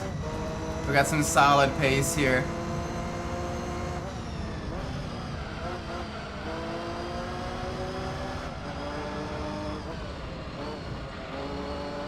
We can do this. We can do this.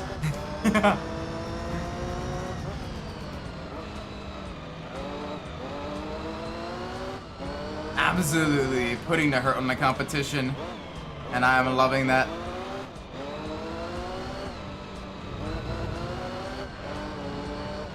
Okay, come on, not too much further. 3.5 laps to go. Do that, and then we got to try a mountain race afterwards. Heading from Grand Valley to Monaco to the Sierra Nevadas for a wonderful rural finale. Got a permanent circuit, a street circuit, and then essentially a closed down rural roads to really kind of tie it all together and showcase what these open top cars can do on track, in town, and in the countryside. Beautiful agility, they're wonderful wind in your face feel. I was going to be starting to lap people as well, so I'm going to be a little bit careful. They're going to be seeing blue flags soon.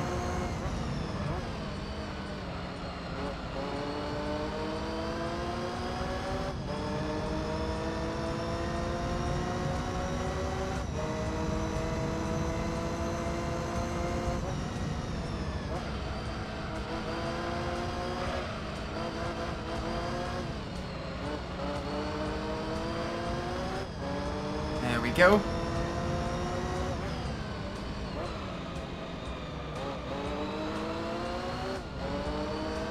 Alright, first up is the Honda S2000. Bit unfortunate that that's the vehicle that's in last place. As Honda usually, with its F1 ties, losing on an F1 track essentially. A little bit unfortunate. It being so far back. But hey, it is the way the cookie crumbles. We'll pass it after the chicane. Ooh, if he doesn't try to squeeze me.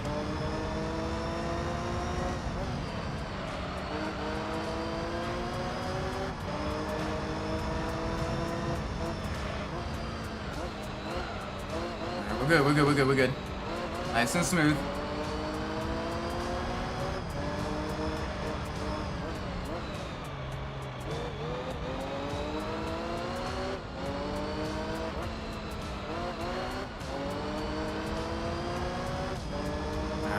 He's over, oh, S2000 is pitting as well.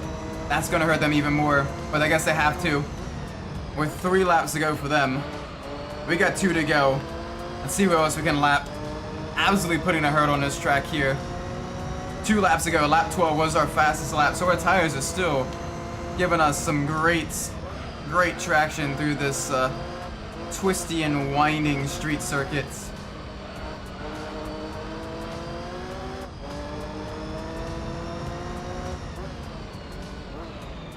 Come on. Nice and gentle. There we go. There we go, there we go, there we go.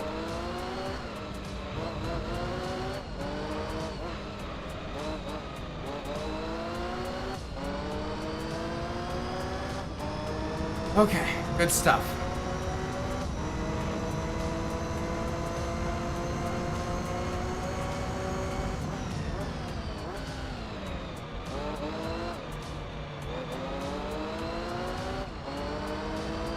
Alright, not much further. Let's keep it going.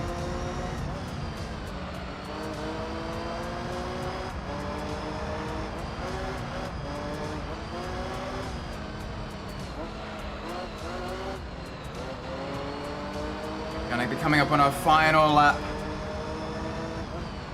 Can Lotus win again in Monaco? One can hope, right? Carry the speed, carry the distance. There we go. Nice, nice, nice.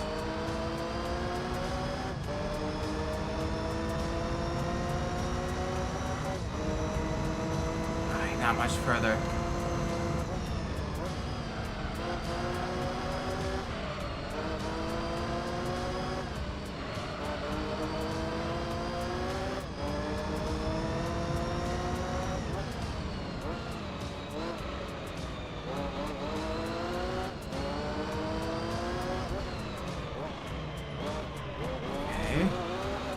Nice and smooth, all the way through the corners. The rest of the field is putting up a good challenge, though. They do not want to be lapped. But we're still going to lap them. We're still going to try to lap them.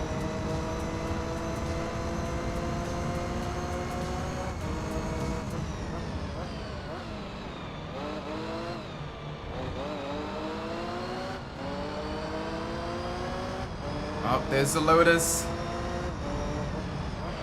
The Sport 190. And just ahead of that is the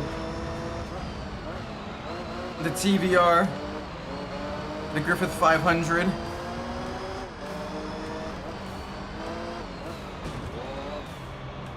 Wait, mate, come on, I need you to go. Blue flags.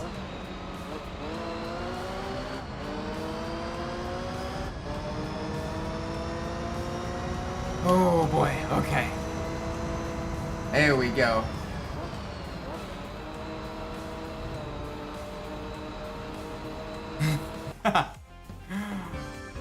Holy moly, that was a long race, but we managed to make it work. Alright, one more race before we end the stream for the night. The Trow Mountain race. This one should only be about 10 laps. So it'll be a little bit quicker. A little bit quicker, I think. Yeah, 10 laps. We got the Griffith 500, Leafs 190, Motorsport Elise. So we got 4 inline-4 powered vehicles, a Boxer 6 powered vehicle, and a V8 powered vehicle. Only one being front-engined.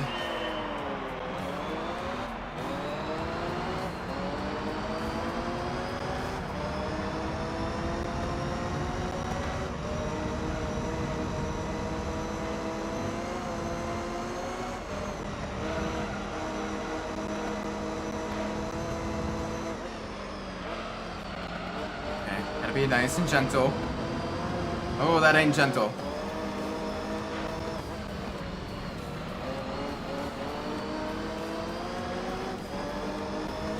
Okay.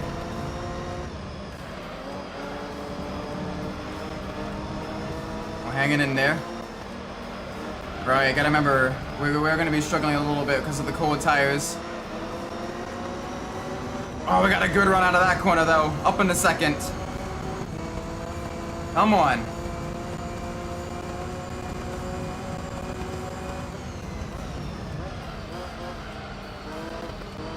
Oh, boy. All right, they are sending a dive, though. They are sending a dive. Big pack. Gotta be a little bit careful here. Back to the right. Alright, let's see what kind of times we'll be running. Pretty quick times, because Trimont is a fairly high-speed course. With only a few really, really heavy braking zones.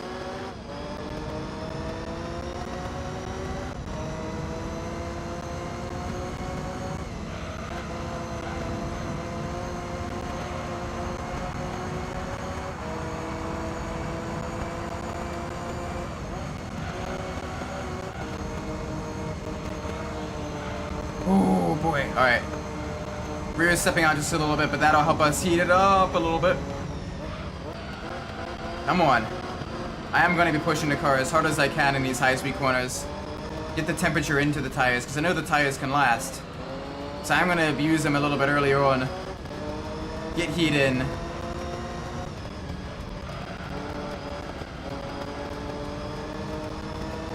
Hi. The better line through there. But your rear stepped out too. Alright, come on. Oop. Alright, minute and 40 basically was the starting lap, but that had this, you know, starting from the standing starts. This will be where the times really start to come down.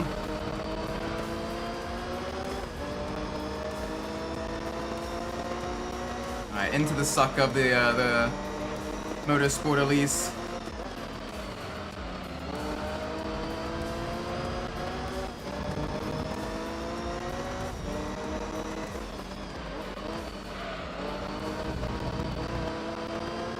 Alright, good stuff, good stuff, good stuff.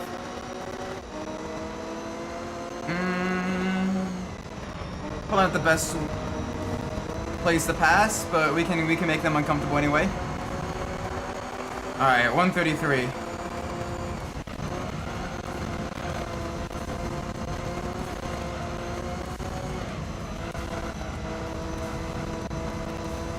Alright, we got this.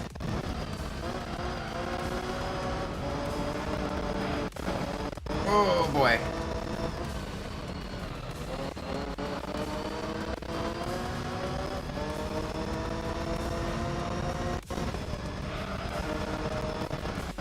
I gotta be a little bit careful. Take a defensive line here. Yep, have you run wide. Back up ahead. This fighting though is causing us to lose a little bit of ground compared to the leader. That's gonna hurt us.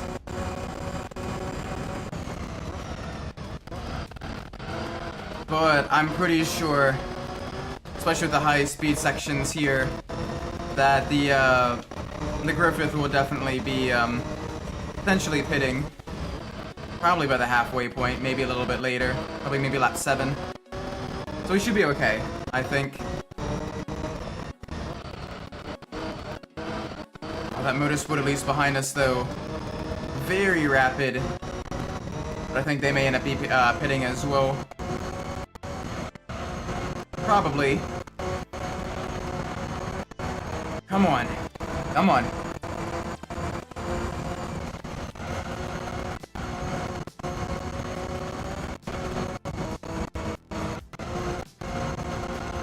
Nice and smooth through us.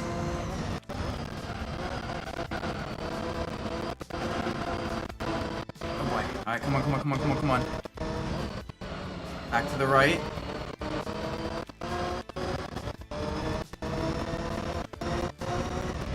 Alright, we got this. Rears is trying to get some heat into them. Fronts soon to be following. It looks like we're starting to close the gap. 4 seconds now.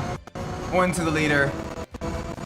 Yeah, this race would be a lot quicker, much more rapid.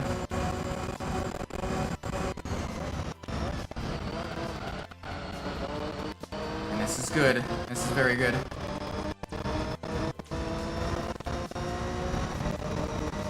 Gotta keep this going.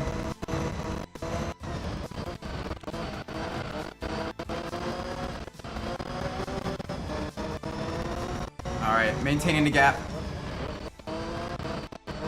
So be careful. Car still is very tricky to drive with it being super lightweight. Not really having the most agility. Well, it does have a lot of agility, but not the most stability. Sorry. And it is, we are struggling just a wee bit.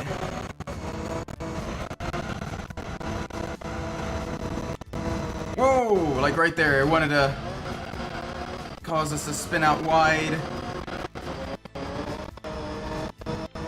Alright, 3/10 gained. That's good, that's a good start, that's a good start. Yeah, they are still gonna have the straight line speed advantage over us because they got that massive V8 up front. But this will help us. This will help us a lot. There we go, even more time gained. Gonna lose a little bit of ground on the straight.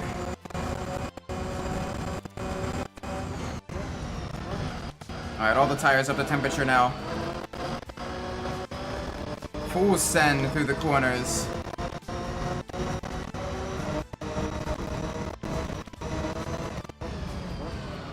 Oh boy, alright. Be careful, be gentle. Be very gentle with the car. Down under 3 seconds. Yeah, that Griffith's tires are really hurting. Come on. We got this.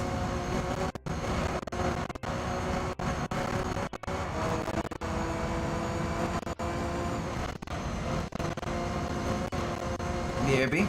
Alright, all good.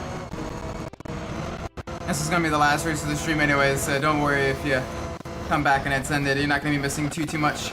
Only what the prize code we get is, but I think I already have an inkling of an idea.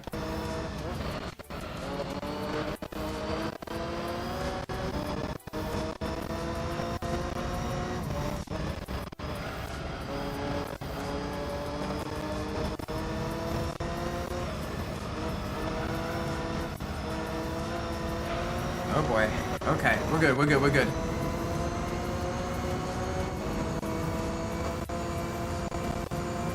We're vaguely good, anyway.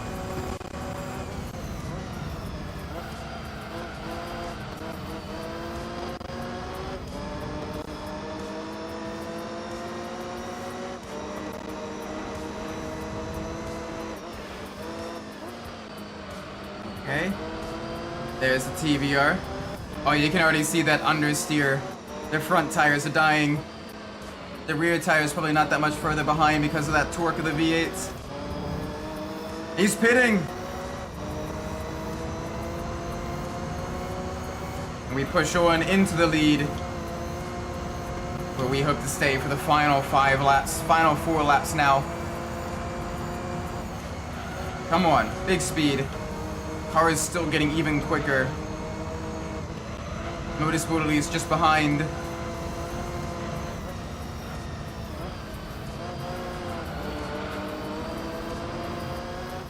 There we go.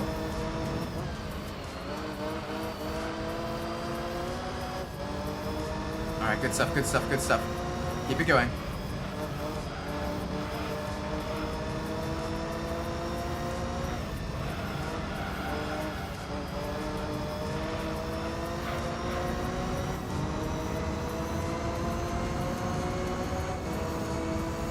Maybe more straight line speed.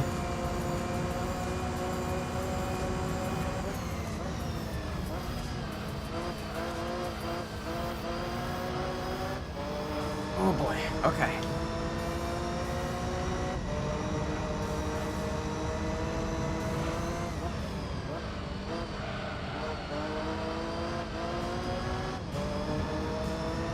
Alright, not too much further.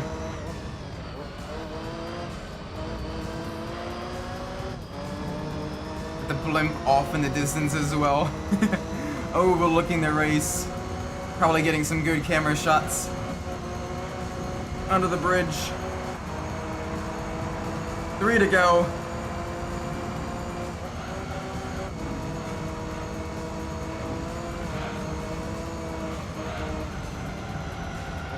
Okay, a little bit unnecessary, a little bit unnecessary. Gotta be careful about that. Gotta be careful. That hurt us a little bit. That's gonna hurt our time.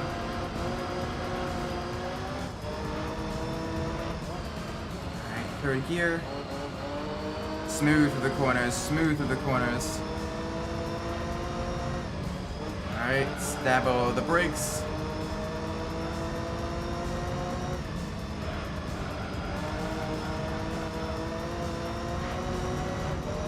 There we go. There we go, there we go, there we go. Alright, no issues.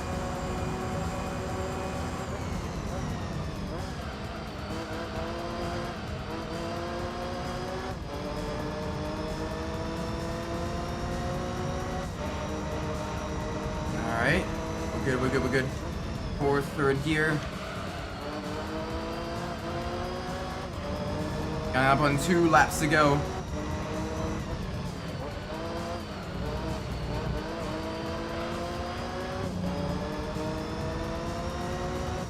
Basically 3 minutes and change until we get our lovely prize car. And we get ever closer to 100% completion of the game.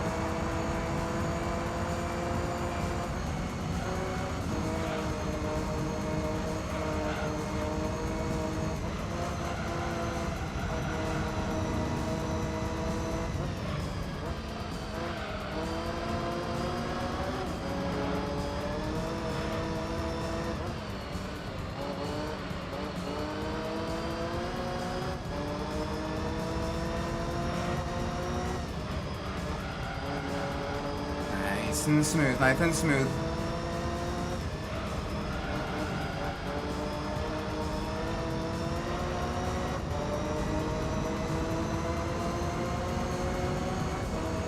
Alright, good stuff. 1.5 laps to go.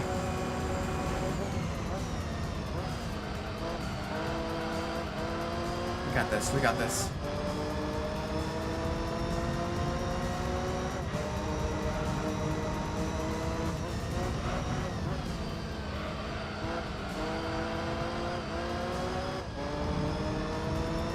Alright, we're doing good.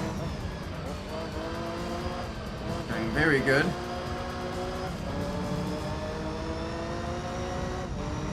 Gotta keep it going. One more to go. Don't think the Motorsport Elise is actually going to be pitting. So that means Lotus 1 too. I'm going to eat my words, aren't I? No, he's not pitting. Alright, let's go. Lotus 1 2. Let's do this. Can it be a Lotus 1 2 3 podium lockout?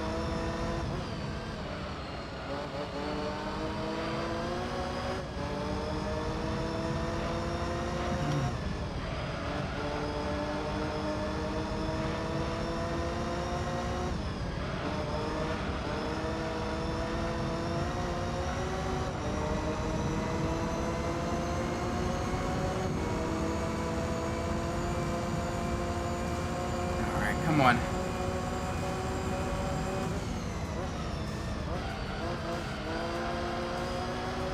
Not too much further, not too much further.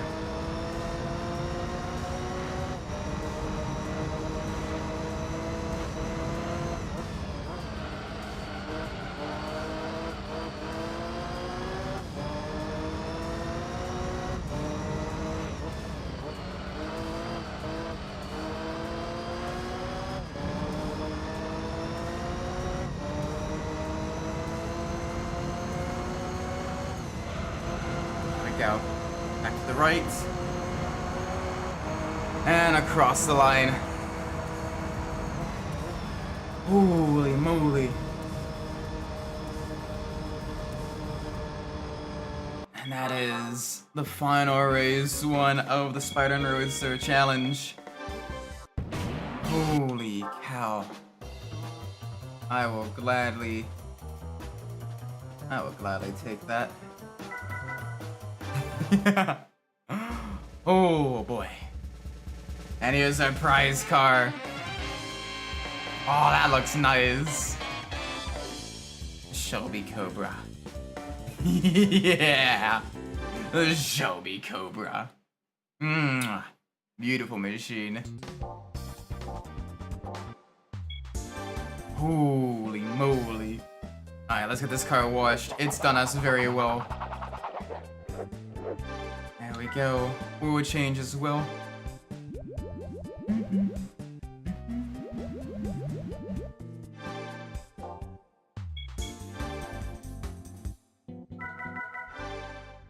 I'm gonna save the game and I'm gonna be ending the stream now. It is getting very late. Almost midnight, so I'm gonna be almost halfway. Almost halfway done, chat.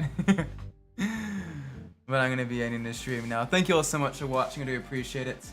If you enjoyed the stream, please make sure you leave a like, subscribe. Let me know what I'm doing well in the comments down below. If you didn't like the stream, please let me know what I'm doing poorly so I can fix that in the future.